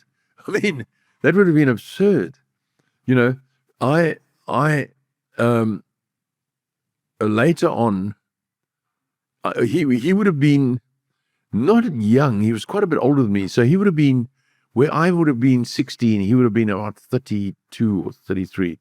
So he was just a young black man, as far as I was concerned. And he wasn't the only one. There were quite a few people and some white men as well that were involved in those trials at the synagogue. So it was not just about him, and he wasn't like so well known or anything. If you know what I mean, he had what the difference with him was that he was always smiling. He had a big grin, which was quite, charming or something, I might say. He was very charming, charming sort of smile to everybody. And but if you talk about people that were well known, like later on, not many years later, when I was at university, maybe I would say 4 years later, I shared a building, a room with Steve Biko, who was also a well-known black activist, who was actually killed by the security police, I think. They tortured him to death. But I shared a room with him for 2 weeks at a seminar, because I used to be part of the National Union of South African Students, aimed at trying to put an end to apartheid, That was the idea. Mm-hmm. So I did know a few of these sort of guys, Macmar Raj, Neville Coleman, Neville Curtis. I knew all of those guys. Yeah. It's still going on today. I'm a good friends with Tommy Robinson in the UK, and he's in solitary confinement, the way they're treating him and what he spoke out against. Like, why would you not support someone who's trying to protect kids? Why would you not support someone who wants a better country, who wants better a system put in place? Like I say, he's serving 2 years. I think, Elon, your son's forking out for his legal fees now. Yes. Do you know about Tommy? Oh, yes. No, he's definitely, Elon is paying for Tommy's legal fees. No, when I saw this, I was asked on several occasions on television, last year even, and I said to people, I used the same thing with Mandela. I said, what you're doing with Tommy is you've sort of put him in solitary confinement for his views and all that sort of stuff. This is the kind of thing, although I started off with Tommy, that he shouldn't be there. He should be allowed to lead the people who want, and the many people follow him, because a lot of things he's saying are completely true and accurate. There's nothing you can fault this guy, and he's not a terrorist. He's not somebody looking to damage anything. He wants to fix things. And then people said, oh no. And then I actually came up with this. I said, you may not realize it, but that for you, this Tommy is just unspeakable, especially because of the class structure in England. Tommy's not this, lordy-door, from Lord so-and-so's, type of thing.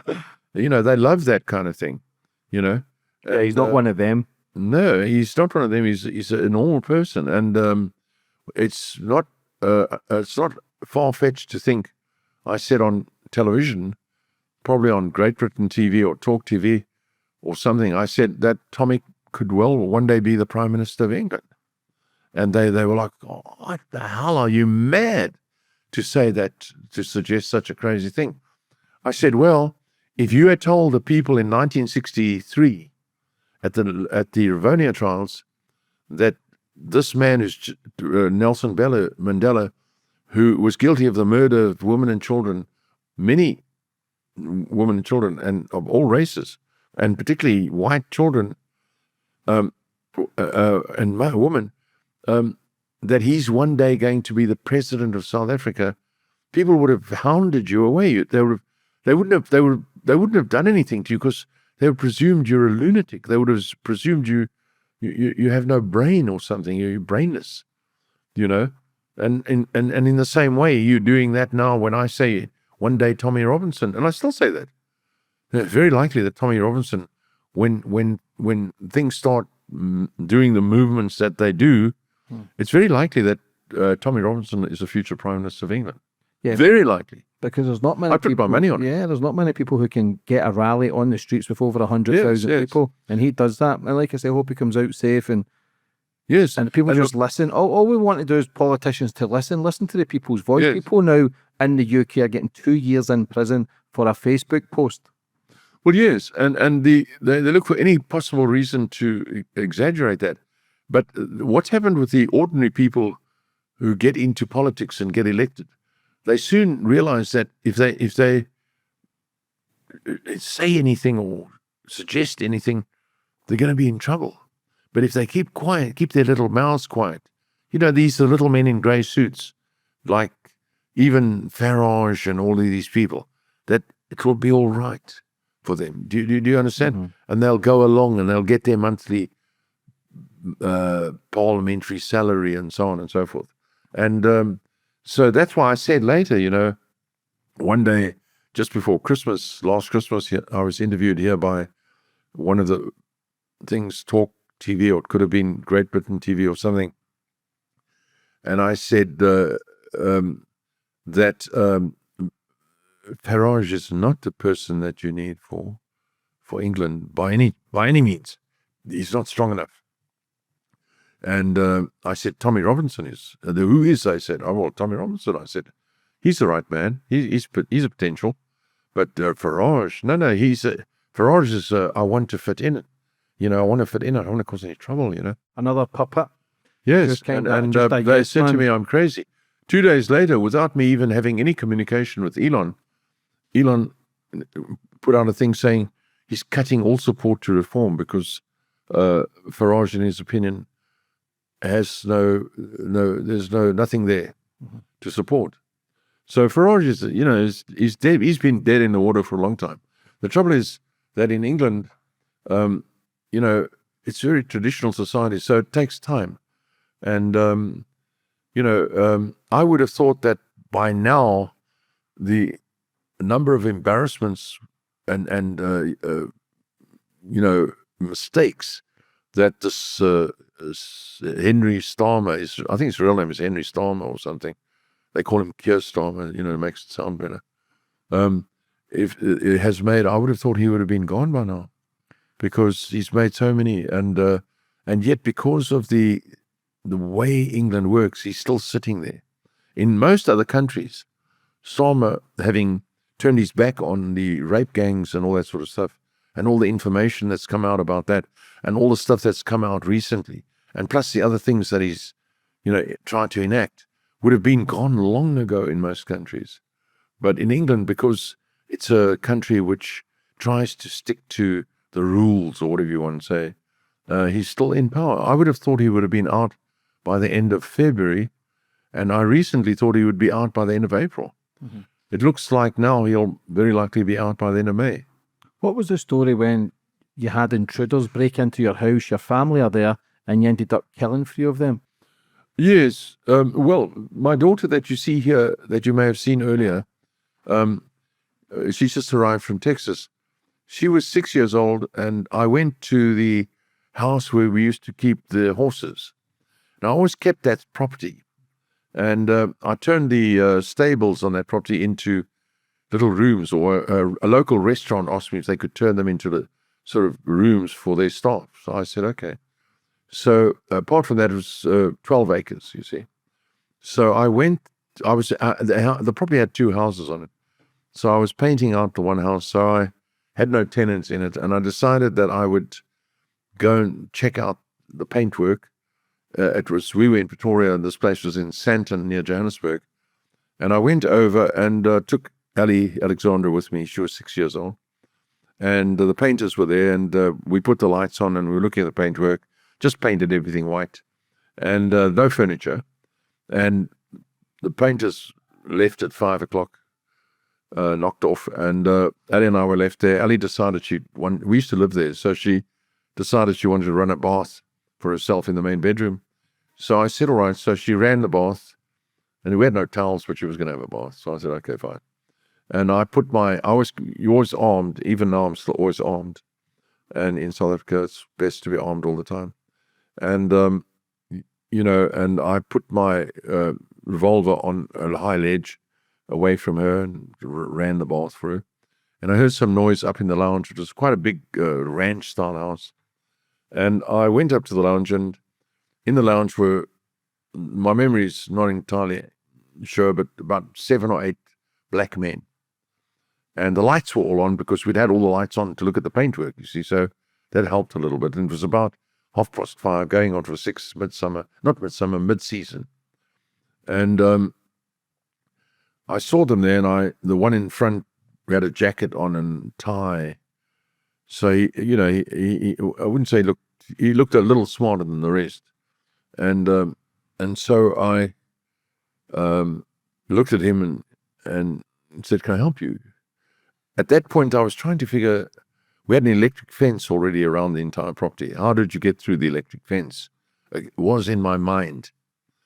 And he brought his left arm up, and I presumed he wanted to shake hands. He had a black jacket on, and a black jacket, and I saw this arm come up. But then I saw the sparks come from his hand. And he had fired a weapon at me with his left hand, more or less from the hip. And I probably ducked or dived or did something. And for whatever reason, I mean, I did 20 years, I did karate, so I mean, I have reactions, so I can react quite quickly. Anyway, I must have reacted, and the bullet went past me into a glass door, full glass door, which came crashing down. And then I realized I ran down the passage to get my gun, and as I went into the bathroom, grabbed my gun, and as I came down the passage, I took out the guy with the tie, the one who shot at me through the head, and then that bullet went into the chap behind him as well. It broke up, and then the pieces went into the chap behind him.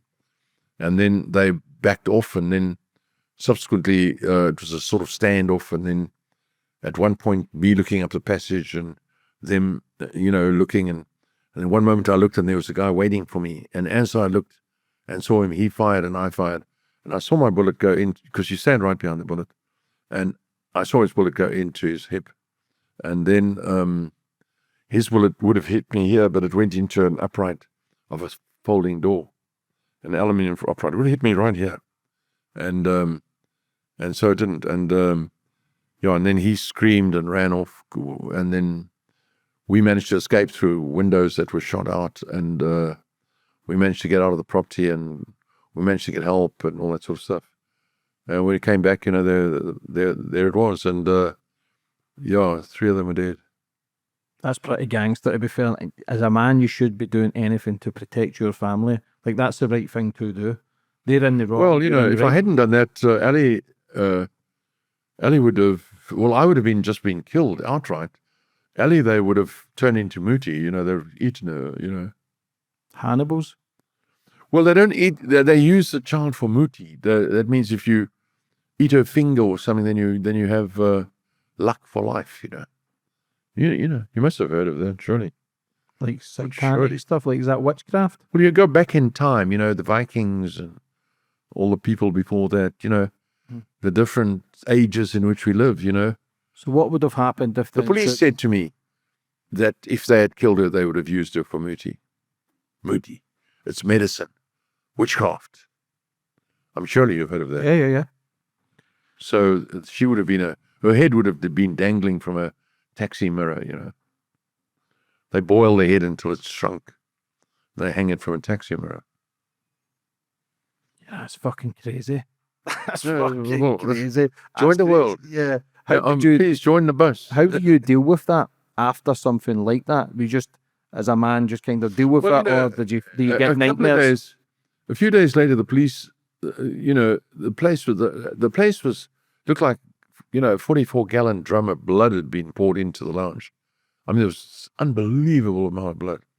And they smeared the blood on the walls and the windows. Anyway. So, 2 or 3 days later, the police said we have to go.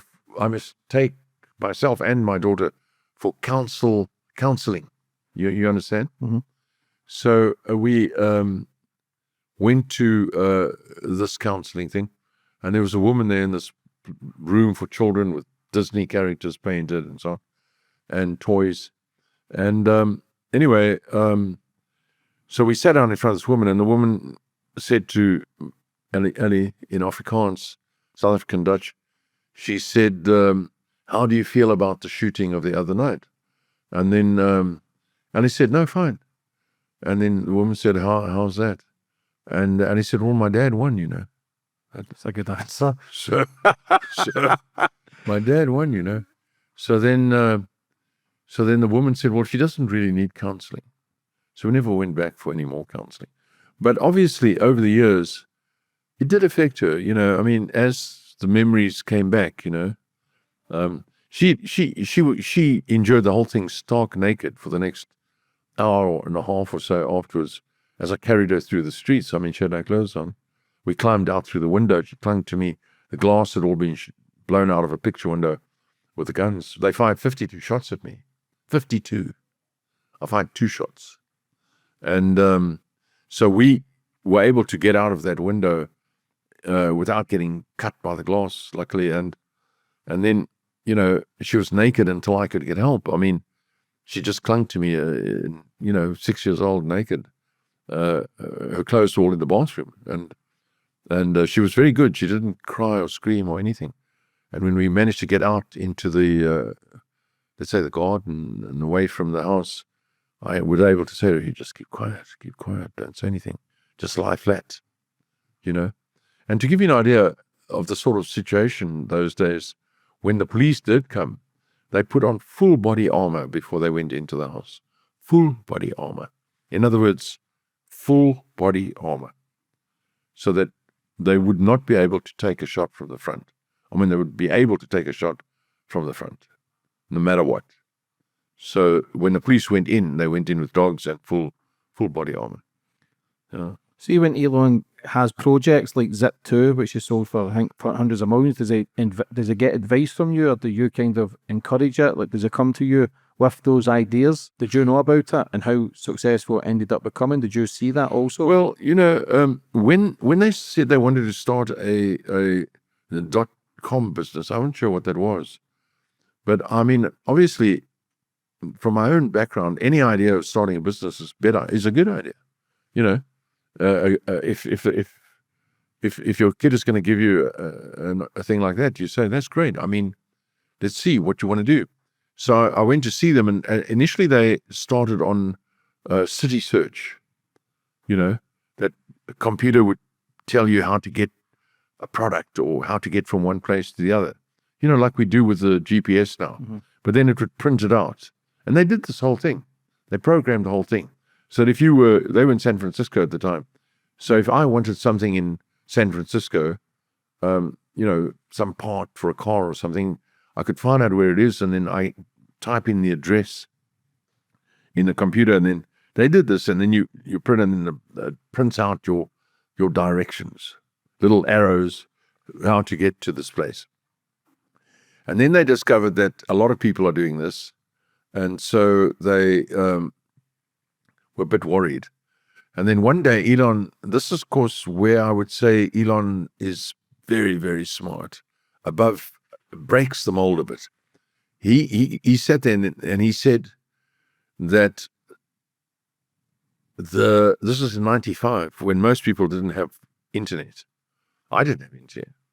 And he said the newspaper is going to have to go online. Nobody even knew what that meant. He said all the newspapers are going to have to go online one day or in the future. And nobody knew what the hell that meant, because in those days you bought a newspaper, every day. Every single day you bought your newspaper. I mean, the biggest drama in life was to go up to the news vendor and the newspapers are sold out. Yeah, you know what I mean? And especially if a big event occurred, they're always sold out. Then you have to march, run and run, get to another place and wind up with a copy. So everybody had a newspaper every single day. And to not have the Sunday newspaper was like that was unholy. You had to have the Sunday newspaper. In South Africa, we had 2 Sunday newspapers for many years, 2 Sunday newspapers. So you didn't buy one, you bought them both. And so you had this massive volume of paperwork that you bought every day. And then, so Elon's idea that this would all have to go online in 1995 was way ahead of anybody ever thinking of something like that. And so he went to see he and Kimball went to see a publishing house called Knight Ridder, who published 11 newspapers, including the San Francisco Chronicle and the LA Times and so on, and said to them, you're going to have to go online. And he was 24 years old there. Kimball was 23. And actually,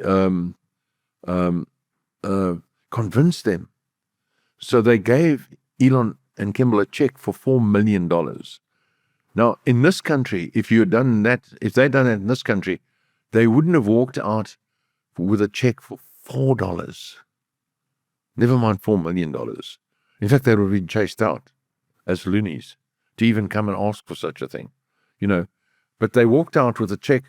I mean, in Europe as well, they would have been laughed you out of the building, But in America, it's different. So Knight Ridder, the company, gave them $4 million to enable them to one day go on the internet. And they proceeded with this. And within 2.5 years, when by that time people were all having internet, still quite the old way, with the plugging into the telephone and all that sort of thing, but nevertheless people had internet. It was an enormous payoff for Knight Ridder, and Elon and Kimball were able to sell the business for $200 million in options and $300 million in cash, so they automatically, at the ages of about 27 and 26, they were dollar millionaires, Were you proud of them? Well, proud is not how a parent is. A parent is pleased, that they made a success, because most of the time you're worried, And I was absolutely amazed that they had done this. Did you know that it was potential, though, that it could do it, and where No. people get a lot of money like that, they can retire, but they've kicked on. Even your other son, they kept on.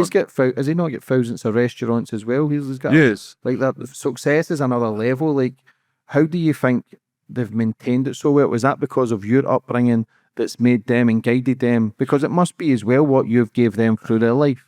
Yes, I do think you get people who make a big success and that's it, But for them, no, that would have been, that would have been setting off on your bicycle and stopping after 100 meters or something like that. It didn't make any sense. So no, they immediately started thinking of what else they could do.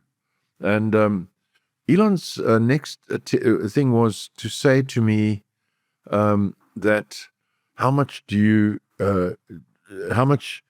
pay to write a check? Because at that time they just sold Zip2. In fact, when I was in South Africa, the commercial attaché came to me, the American commercial attaché, and said to me, "Do you know that your sons have sold their company, though, that's putting the newspaper, they put 75% of the newspapers in America online. They're going to sell it for $52 million. And I couldn't believe it. I mean, $52 million was enough money to change the direction of a country in those days, in the 90s. It's 30 years ago. And so when I went over there, and it turned out to be 550 and not 52, not 50, but 520 or so, more than 520, 10 times as much. That was pretty weird. But what they got out of it, because it was all venture capitalist money, Elon got about $22 million and Kimball got about $12 million out of it. But it was an enormous amount of money and for them. But they wanted to go on. Kimball went on with trying to make a reality TV show, but not on TV, but on internet. And there wasn't enough Wi-Fi at that. There was no Wi-Fi at that stage to support something like that. So he lost $5 million. But Elon decided he was going to go into banking. And he bought the domain x.com, which the original guy bought for $39, wanted $1 million for it, and Elon paid him $600,000 for it. X, which he uses now all the time. He kept that X all the years, that x.com. Kept it all the years. What's the meaning behind X? Well, there's nothing behind it. In those days, there were two domains with one letter, x.com and z.com. Do you understand? So in 95 or so, you could buy those domains, and the domains were $39. So if you paid $39 to the people running the way the setup, the data centers and stuff, you got a domain name. So some people later got a domain name called google.com and so on, Microsoft.com. But Elon wanted X.com, and there was this guy had it, and he wanted $1 million for it. And so Elon offered him $600,000 for it. And then he kept it all these years. He bought it in 1999, and then only now was he able to use it for X. Twitter, he turned into X.com. You know what I'm saying? 30 years later, did he have the vision of the future? Like, basically, not No, the future, but he didn't know what he was going to do with X, but he kept it all that time. And so now he's used it. And now people ask, why is he called Twitter X? Well, the simple reason, he's kept this domain all these years. Now he's got a chance to use it.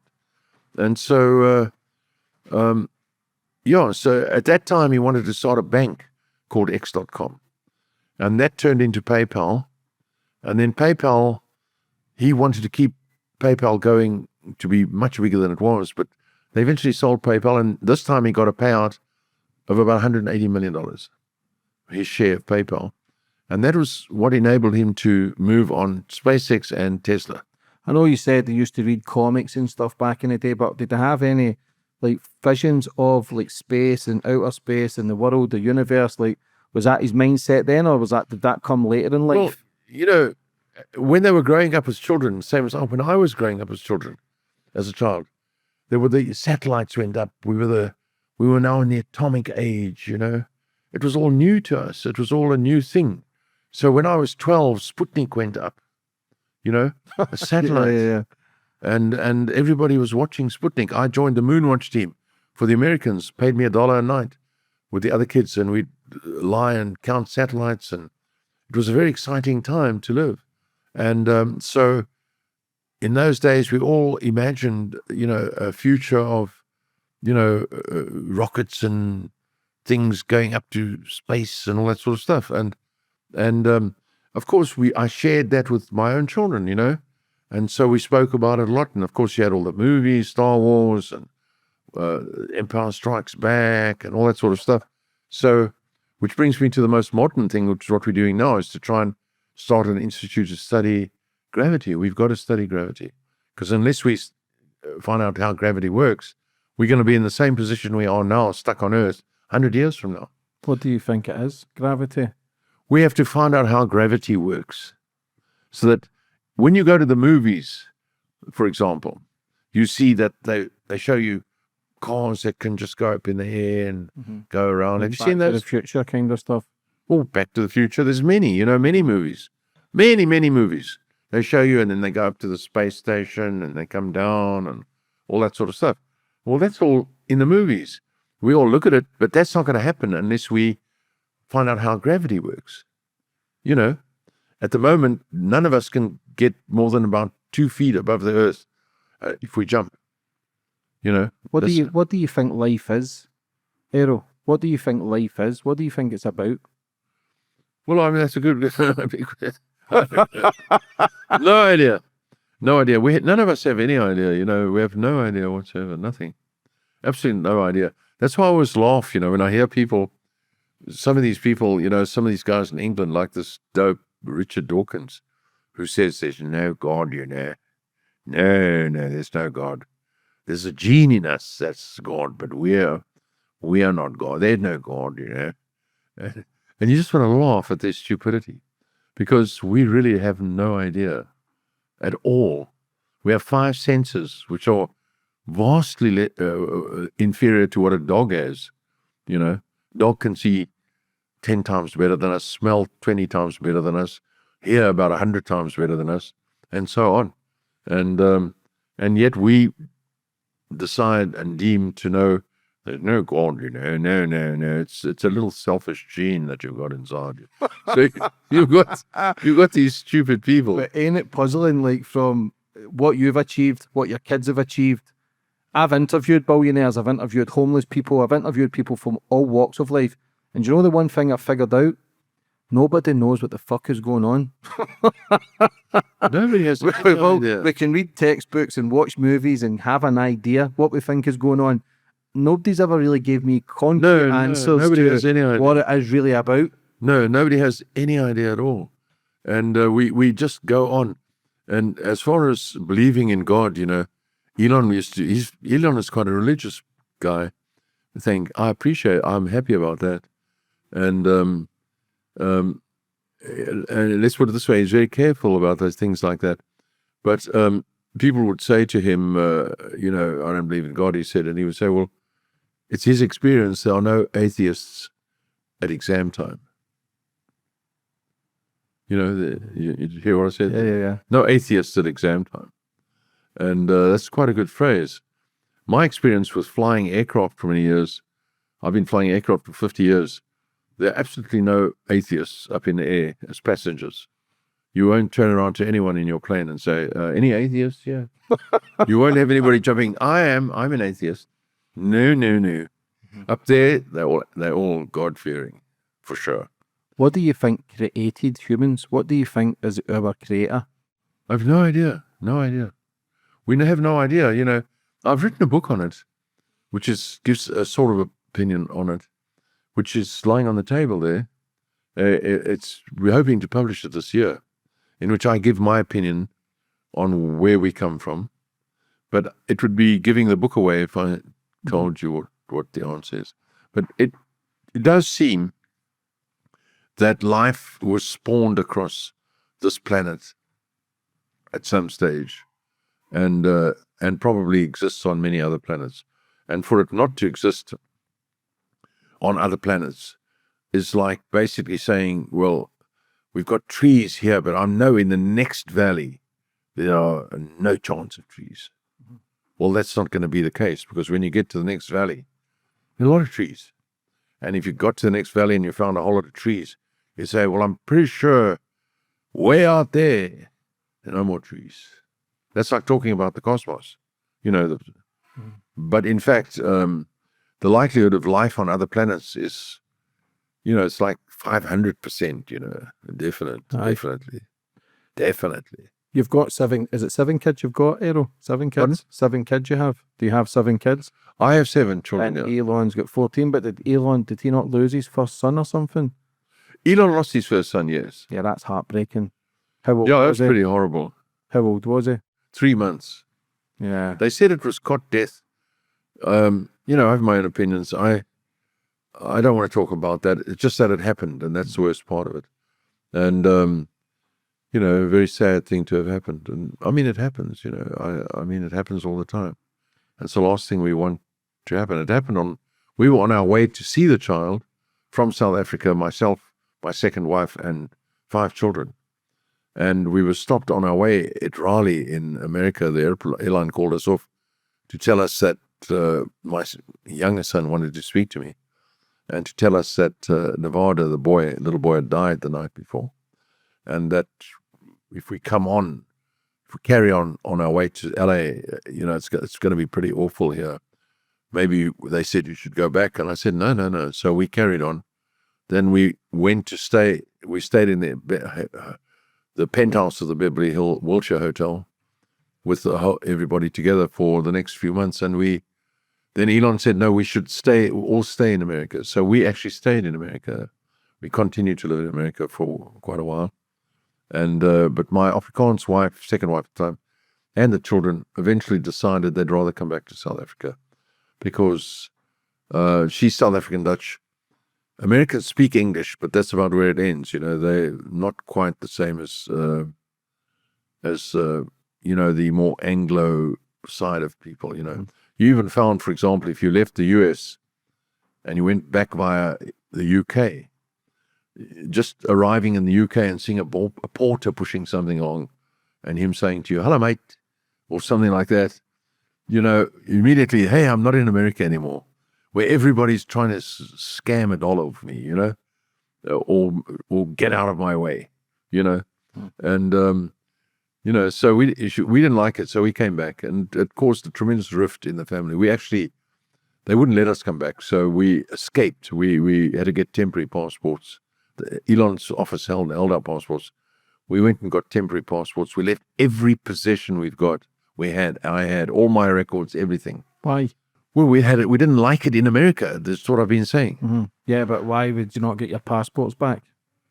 No, they didn't want us to leave. because we'd spent it, not so much that we'd spent a lot of money. We'd bought a house. We moved to Beverly Hills. We bought a house that today would cost $25 million. We bought it to live in. We didn't like that. My wife didn't like that. So we moved out to Malibu on a 2-acre piece of land, and she didn't like that either. And so, cars were bought, furniture, children were in school, and we just chucked it in and said, sorry. So Elon and Kimball complained that they had lost a shitload of money in this whole thing. In reality, of course, I lost everything that I possessed. Everything I possessed when to come back here. Everything. I came back in the clothes I had on. And we only just made it to the airport because one of my wife's relatives had heard that we were going to try and escape. So it sounds kind of like a movie, but it's true. And to try and ingratiate themselves with Elon, they phoned Elon or sent a message to Elon saying that we are going to try and escape today. So it was a case of us racing to the airport to get onto the flight with 2 adults and 5 children and leave. In fact, we left one of the oldest child we left behind. And because he was 18, he said he'll stay. And then we got on the plane and they sent cars to try and stop us. And we got to the airport, and just in time we were able to leave. And they said they'll never speak to us again. And that's the rift that people talk about between me and Elon. Apparently there's this rift with me and Elon, but that was the rift. I'll never speak to you again for what you've done. And it didn't last. It took about 2 years before the boys, Elon and Kimball, said, we don't mind you being back in America. But Ali, the one that you saw here just now, the 6-year-old, she's now 32, and Rose, who's getting married on Saturday, she's now 25, they shouldn't be in South Africa where they have to live behind sandbags and we have to have a machine gun on the front lawn. Can they please come back to America? We want our sisters to be safe. So we agreed. And so Ali went back to and Rose went back to America. Rose went into primary school there. Ali went into high school and then shortly after that into university there. And so they took those 2 back. And then slowly we went to visit our daughters, and slowly we saw Elon and Kimball again. It's still a bit, not the greatest, but I had lunch with Kimball in Abu Dhabi about 3 months ago, and with 200 other people. He turned up. I was a guest of honor of the lunch. I didn't expect Kimball to be there, and we spent the whole time together. The whole crowd was enamored by us. Kimball, when I was leaving, Kimball had tears running down his face. He said, Dad, I love you. And they were very nice. It's built things back a bit. And we left. And a year ago, Elon invited me to a launch of the Starship at Boca Chica. And so that was a very nice success and launch. Afterwards, we had a nice party. And at the party, Elon stopped the goings on and said, everyone, this is my dad. He taught me everything I know about engineering, which is a rather nice thing to say. And then I said to the crowd, no, he taught himself a lot as well.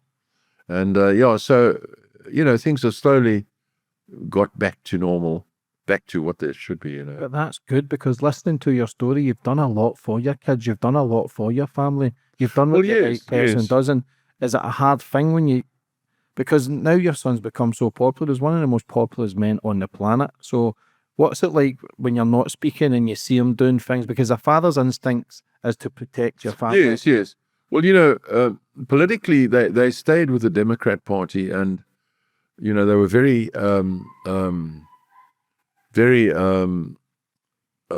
Democrat Party supporters. They supported the underdog, and then Biden came in, and then they changed everything. They realized if they don't wake up, the U.S. is gone. So they had a huge wake-up call with this Biden presidency, where they saw an attempt to actually destroy the United States. And if they were they see the UK, Elon sees the UK as like having Biden, the Starmer. It's like Biden, having Biden in charge. And so, it's They've changed in the last 5 years because of Biden. Mm-hmm. So that's improved everything for everybody. What makes a good, successful businessman? Well, I would say make a good, successful businessman. I wouldn't say just businessman, but I mean anyone doing anything is always give more than you've been paid for. Always give a little bit more. Always give 10% than you've been paid for. Don't charge for trifles. Don't ask to be paid for little things.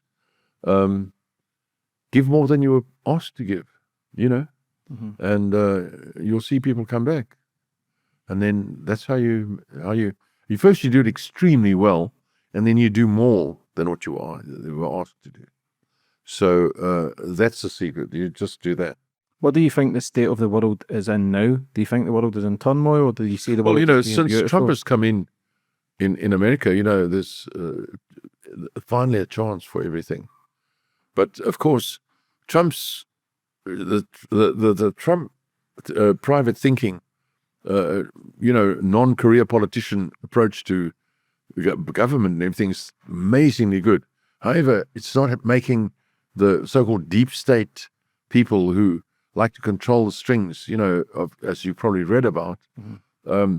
And so I get all sorts of information. I was told that the deep state in Europe has determined to force a war on India and Pakistan by August.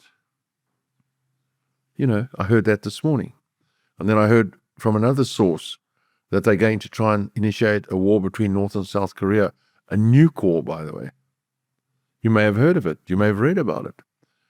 And so on. And that I know for a start that I was told by people who, it's open knowledge now, in December, Iranian, or rather people came to me, I shouldn't say who they were, and they said to me that Iran will have a functional atomic bomb by June this year.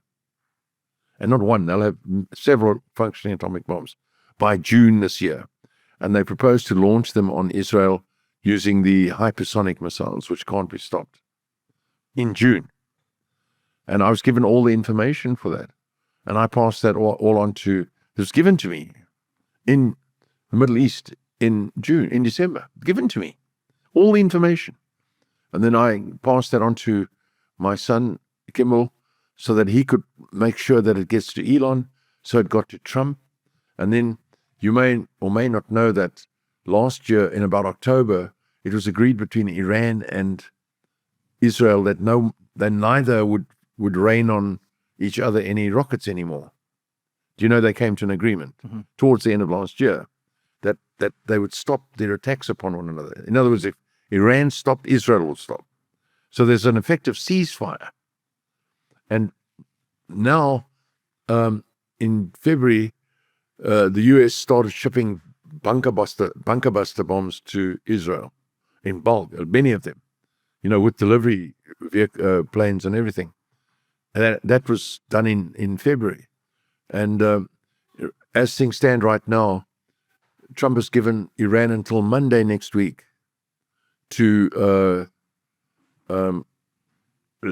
dismantle their nuclear facilities that they've got in bunkers under civilian areas in Iran. And if they don't, then the Israelis are going to start dropping the bunker bombs. Now they're going to be dropping them now. Do you believe there'll be a World War III? No, not if, there's too much chance for these people who want these things to happen. There's too much chance of them being casualties as well. So it's all very well they force something that on the world, but they could well become casualties. So when you're likely to become a casualty, you're inclined to say, wait a minute, let's not do that. But were you not sticking up for Donald Trump, I think, in 2016, and Elon went against you and fell out with you? Yes, he went against me for that because, in 2016, I turned 70 and he came to South Africa with Kimball and told me they invited me to a restaurant in Cape Town. He brought 50 Americans with him, mostly film stars. And then during the lunch, after the lunch, the one film producer, John Favreau, he said to me, with a big laugh, he said, I believe you support Trump. And everybody laughed. Everybody had a good laugh. And when the laughter died down, I said, yes, I do. And then this favor said, well, why? And everybody just started laughing. One of the owners of Google was there as well. They were all laughing their heads off. And they were saying, Trump's a con man, Trump's an idiot, Trump's a clown, Trump's a joke. That's what they kept saying. And I said, no, he's not a career politician, he's a businessman. Just like me. I met him in 1977 when I went over there with a property group, and he's a very down-to-earth, straightforward guy. It's ideal to have somebody like that in government and not career politicians. They didn't understand what I was saying. They told me I'm stupid. I'm just plain stupid to say that. And then by that stage, they all left the lunch, and I was left sitting alone. And then Elon and Kimball came to me and said, couldn't you have just said you don't know, or couldn't you have just said you don't know anything about it, or something like that? I said, well, no, I didn't. And Kimball was furious, swearing at me and so forth. But Elon was just looking and saying, don't you realize Trump is evil, This is now Elon. And you're evil to support Trump, And I said, well, I don't see it like that. And then they left. And I thought, well, that's the end of that. And, there's no point in discussing with them any further. But now Elon is Trump's right-hand man. What changed? He came to his senses and he returned to the values that I taught him as a child. He realized he was wrong. I've never bothered to say to them, why don't you, apologize to me for what you said that day? Why do that? It's not necessary, At least they're doing the right thing. So, they returned to the right values. So there's no question about it. There's no problem, And when were you married to, is it Jana's mum? I married her in 1994. Because obviously people like to cause a lot of controversy because she was your stepdaughter before, and then you... Yes, well, she was for 2 years. She was my stepdaughter, yeah. So Jana's mum, you were married to, divorced, and then married again? Yes, we were divorced. We were married for 2 years, then we divorced, and 3 years later we married again. Why did you go back again? And then we were together for about 4 or 5 years, and we had Rose. Why go back again for the second time? I don't know. We cared for each other, and we had a child already. But there was a big age gap. Anyway, the thing is, that's what people do, I don't know. Everybody has a different, courses. But we were very happy when we were together, for the time.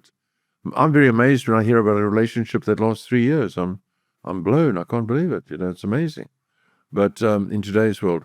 But Jana, after the first marriage, Jana was placed with foster care. So when her mother and I divorced in 94, we got married in 92. And when we got divorced in 94, she remarried another man. And that man was a policeman. And they were married for 3 years. And in that time, he didn't have enough income. They didn't have money to look after Ada's 3 children. Ada had 3 children, 2 boys and a girl. Jana was one of them. And so they were placed in foster care. So when Ada and I remarried, her children from that time were in foster care with other people. So I never saw much of them, if you know what I mean. She would go and visit them occasionally, but didn't really see much of them. And then when we got divorced, again in 2004, we had more or less started. Those children were getting older. They were able to be free of parenting and all that. So they would stay a lot with us and all that kind of stuff. We had more time together with them, but not much. But after the divorce in 2004, I never saw them again really at all. And then the next time I saw Jana was so in 2004 she was 16. The next time I saw her, she was 29 years old. And she had a baby. She had a 6-year-old daughter with her when she contacted me to say that she's indigent. She's living with some boyfriend and she's got no way to look after herself. They'd taken the child away. She had a child. The child had been taken away, but you could still see the child. But that child now lives in Australia. long ago moved with foster parents. So she still had a bit of access to that daughter. But anyway, so she was 29 when she came into my life. I mean, that's a very mature woman with an 8-year-old child. And so we got on well, and then pretty soon Rushy was born, and shortly after that, Mia. So, Ada was here. She's got a little house, which I get. She wanted a house on her own. She used to live here, and now she's talking about coming back. But she's got a little house of her own in the Blue Bay, which is the next place up. Is that the mum that stays by, local Hader? The mum stays in the next town. Yeah. And Jana stays a little bit closer. So we're all here. Did she not lose her husband as well, Hader? Was he not in a car crash or something as well? The husband she's been with for the last 12 years or something, he was killed last year in a car crash. Yeah, so quite a lot of that. And, Jana was here last night. The children were all here last night. So they're probably coming here just now, a few minutes' time. Would you have any more kids? Well, yes, I would. I'm seeing a woman at the moment who's a member of a royal family in Europe, and she wants to get married, and she wants to have a child.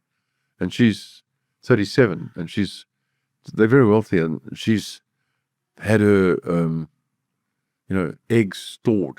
They do it. It's a new thing, Al Pacino just had a new baby. I think he's 84, 85. Someone actually put in the comments that you look like Al Pacino. Sure. But I mean, at what point are you supposed to say I'm done? You know what I mean? It's like there's no age cut off. It's a difficult one. It's like you've got these dogs in a pack all fighting with each other and having a good time, and then you get a dog who steps out and says, "Nah, I'm done," and walks away. No. The dog will take 4 steps and say, "Hey, wait a minute, I think I'm back in again." You know what I mean? So, no, it's a question of at what point do you figure I'm done, or I don't feel I'm done. So I don't know, if you feel you're done, I don't know, it's up to you. How do you learn how to trust, Errol, because of your stature and your name, that people aren't kind of using you because of who you are, who your son is? Do you struggle with that, or you just you don't even think about that? No, I do. I do find people, trying to, convince people that through them they could meet this family and they'd get some advantage out of it and all that kind of stuff. A lot of the time it comes short. So at the end of the day, you can't. It's not an orchestra. You can't orchestrate everybody. You're not a conductor. So you let people do what they can. Mm-hmm. If they get away with it, if they're clever, if they do something smart, make a smart move, good to them. Good for them. When are you at your happiest? When am I my happiest? When I get a good rest, get a good night's sleep is quite nice. I haven't had that for a while. And I'm still in jet lag from America. And so I'm very happiest when I'm with Rushy and Mia, my 2 little children. That's the most happiest I am. What's the greatest advice you've ever had? Advice, it's difficult. I've had good advice over the years. I mean, I remember my grandfather saying to me once I'd helped him, my mother's father, once I'd done a job for him. I was a little boy. And he said to me, if I do this job, he'd give me a 6pence. And this is not a terribly great story. At the end of the job, I said, where's my 6pence? He said, you can't expect to be paid for everything. I'll never forget that. I know it's not that great a lesson, but, it's still with me. And then what else have I had? I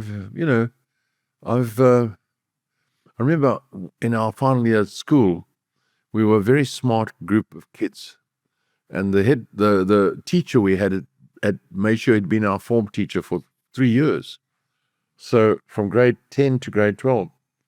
And when we were all leaving that time, he said, something he needs to tell us. He said to us, you lot are 10% of what you get in the world. The other 90% are totally different to you. So I can tell you now, he said, I pity you. I pity all of you because your lives are going to be very hard. Because when you get out there, 90% of the people in the world are not like you. If you know what I mean. That was good advice because he was quite right. And, 90% of the people in the world are quite different to what we were. 90%, yeah. And so, good advice. It's very difficult, to say what was good advice and what wasn't good advice. But the sort of basic things that English or UK kids are brought up with, you could say the same for German kids, I guess. If you do a job, do it properly, do it properly. Don't do more. As I said earlier, if they ask you to mow the lawn, and you realize they didn't ask you to do that, but because they thought they'd have to pay extra for that, do it for them anyway, and make sure, because if you do that, you'll be doing their lawn forever. You've got an income forever coming your way, if you know what I mean. Mm-hmm. So always do a little bit more than you asked to do, and you'll never regret it. Just before we finish up, obviously I seen your driveway. There's no electric cars there. What do you actually think about electric cars? Would you ever have one? I've just been spending 3 weeks driving Tesla cars. So all the cars I drove for the last 3 weeks, Teslas, and every single one is the new Model Y. And every single one is full self-driving. So I've been doing full self-driving for 3 weeks in the new Model Y. And my experience, what I saw, I've made 3 trips to America in the last 12 months. And every time I go, I see more Teslas. So I saw this time every third car is a Tesla. Every third car is a Tesla. That's weird. And it's just so much. You can't believe it. Every third car is a Tesla. And the demand for the Model Y now, with full self-driving, is huge. I mean, everybody wants it. It's a no-brainer to have this car. It's so easy to get in and out of. It's so altogether well designed. It's like finally they found the perfect formula or something like that. Did you see how far Elon was going to take Tesla? Well, I mean, we've a lot of the first time I got into a full self-driving Tesla was in 2015. So I arrived at Denver airport. Kimball, by that stage, as I say, we were sort of back on speaking terms, and Kimball picked us up. He came with Alexander, the one you see here, and I came with Rose from South Africa, and they picked us up at the airport, and Kimball had this new Sportster sort of looking Model 3 with a sort of cut-off back, and it was a red one with sort of black wheels and all sorts of stuff. And he said, "Check this, Dad," and he got in behind the driver's wheel, and he did things to the screen. And the next thing, the car, just like I've been doing for the last 3 weeks, the car took us out of the driveway, like this a few times, and then took us down to the proper exit, where you pay for the parking. And then he had actually programmed it to go on the new highway that runs from Denver to Boulder, where you could go 75 miles an hour. Although nowadays in America, people are all going 75 miles an hour, but at that point in 2015, it was you didn't have to go 60, you could go 75. So the car took us onto this highway, which was not very busy, so that helped us, but it's all self-driving. So the car drove us all the way back to his home in Boulder, into the driveway. He had a sort of, driveway, not a garage, just driveway where you stop the car. And that was in 2015. So, it's not like I've suddenly seen something. The first full self-driving was 2015 for me. Mm-hmm. But now we're using full self-driving all the time. And also the new full self-driving, if you take your eyes off the road, in other words, you are required to monitor the car. So if you're driving, you have to look at the car, look at the screen. If you take your eyes off the road, the computer immediately comes on big red warning. You have taken your eyes off the road. Do you understand? So you quickly put your eyes back on the road. In other words, it's watching you. It's watching you now. It's watching you to see that you keep your eyes on the road. It's a very handy safety feature so that people can't start reading books and things like they've been doing, and go to full self-driving. What about the Boring Company? I think, is that the underground tunnels in Vegas and stuff? What do you think of that? Elon Musk. Well, I went to the Boring Company headquarters now in Austin about a week ago, and they're busy. I'm not sure what they're active with now. They've got 2 tunnels they're doing at the moment, and very expensive tunnels and very useful. They've got one now that goes from McLaren Airport in Las Vegas right to the hotels, takes you right out at the major hotels. That's used all the time now. So there's a few of them. Elon, the demand hasn't been like over the top, hasn't been over the top. But they have plenty of work. Thank you for today, for giving me your time. Thoroughly enjoyed it, meeting your family as well.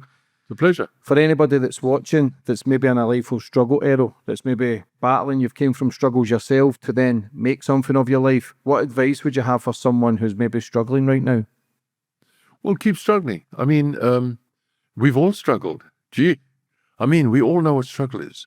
So when you complain to someone, it's like being fat. Say, oh, I'm fat. Nobody has any sympathy for you, It's your fault. And you don't have to be fat. And the same thing with struggling. If you're struggling, everybody struggle. There's nobody who didn't struggle. And so, if you're Christians, I'm a Christian, so I'm not a wild Christian or anything, but I do remember some of the sort of phrases, among the Christian world, when you think things are really bad, Jesus, think of me. If you know what I mean. Mm-hmm. And so, so I would say that if you're struggling, keep struggling. Yeah. So the last question, the world is evolving so fast. What do you think of AI? Do you think this is going to be the future? Yes. Well, look, obviously AI is the way forward. I mean, it's one of the 3 legs. We need gravity. We need space-time travel. We need AI. We need the robots that can prepare things for us in dangerous places before we go into those dangerous places. Elon says there will be an AI robot in everybody's home by the year 2040. So, he's pretty good with his predictions. So AI is pretty good. Again, Elon has said you have to be careful of AI. The old thing that was always, the example is, you tell AI, I don't like spam. We don't worry much about spam too much anymore because it seems to be separated better these days. But when your computer's jammed up with spam, people are inclined to say, oh, I don't like the spam. So if you gave your computer an instruction, get rid of spam, the computer might take it all the way to the person who's creating the spam and get rid of the person as well. You have to limit your instructions. You have to be very clear on your instructions to AI, if you understand what I mean. Mm-hmm. AI might misinterpret your instructions to include killing the person who creates the spam. So, you have to have some sort of control over AI. But for us, AI has been a big help with the Grok, until recently in February or so, people were, the baddies, what we call the bad people, were relishing the idea that X, with all the fact that it's now 10 times bigger than it ever was as Twitter, it's still only worth $23 billion and $44 billion was paid for it. But then the effect of Grok started to come in, which is XAI. In other words, X is AI, as you may know, Grok. And so Grok started coming in, and Grok was prepared, and it cost $8 billion to set it up. And now Grok is the best search engine you can get. It's better than Meta. It's better than Google. It's better than everything. Everybody's going to Grok. And now XAI and A and X were valued together about a month ago by Morgan Stanley and Forbes and so on as being worth $100 billion. So X is now worth more than twice what was paid for it. $44 billion was paid for it. It's now worth more than double that. So for those out there who don't like us, hey, hard luck. What do you want to say?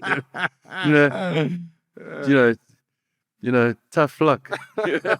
Chew the cud. Errol, listen, for giving me time in your home and giving me your it's a time for the pleasure. podcast. Listen, I thoroughly enjoyed that. I wish you nothing but the best for the future, and I look forward to see what you and your family have planned next. Sure, and if we want to do another in one, you're quite welcome. Yeah, I appreciate that. Thank you. And your patience, you have the most extraordinary patience. I've had the worst couple of days, and I've been saying to everybody, this fellow's come from Scotland. He's so decent. He hasn't asked me for anything, and I by now should have invited him for a meal or something. I just didn't get around to it. That's okay. There's You know? always time, brother. Listen, I Okay. appreciate that anyway. All right. Wish you nothing but the best. God bless you. Okay.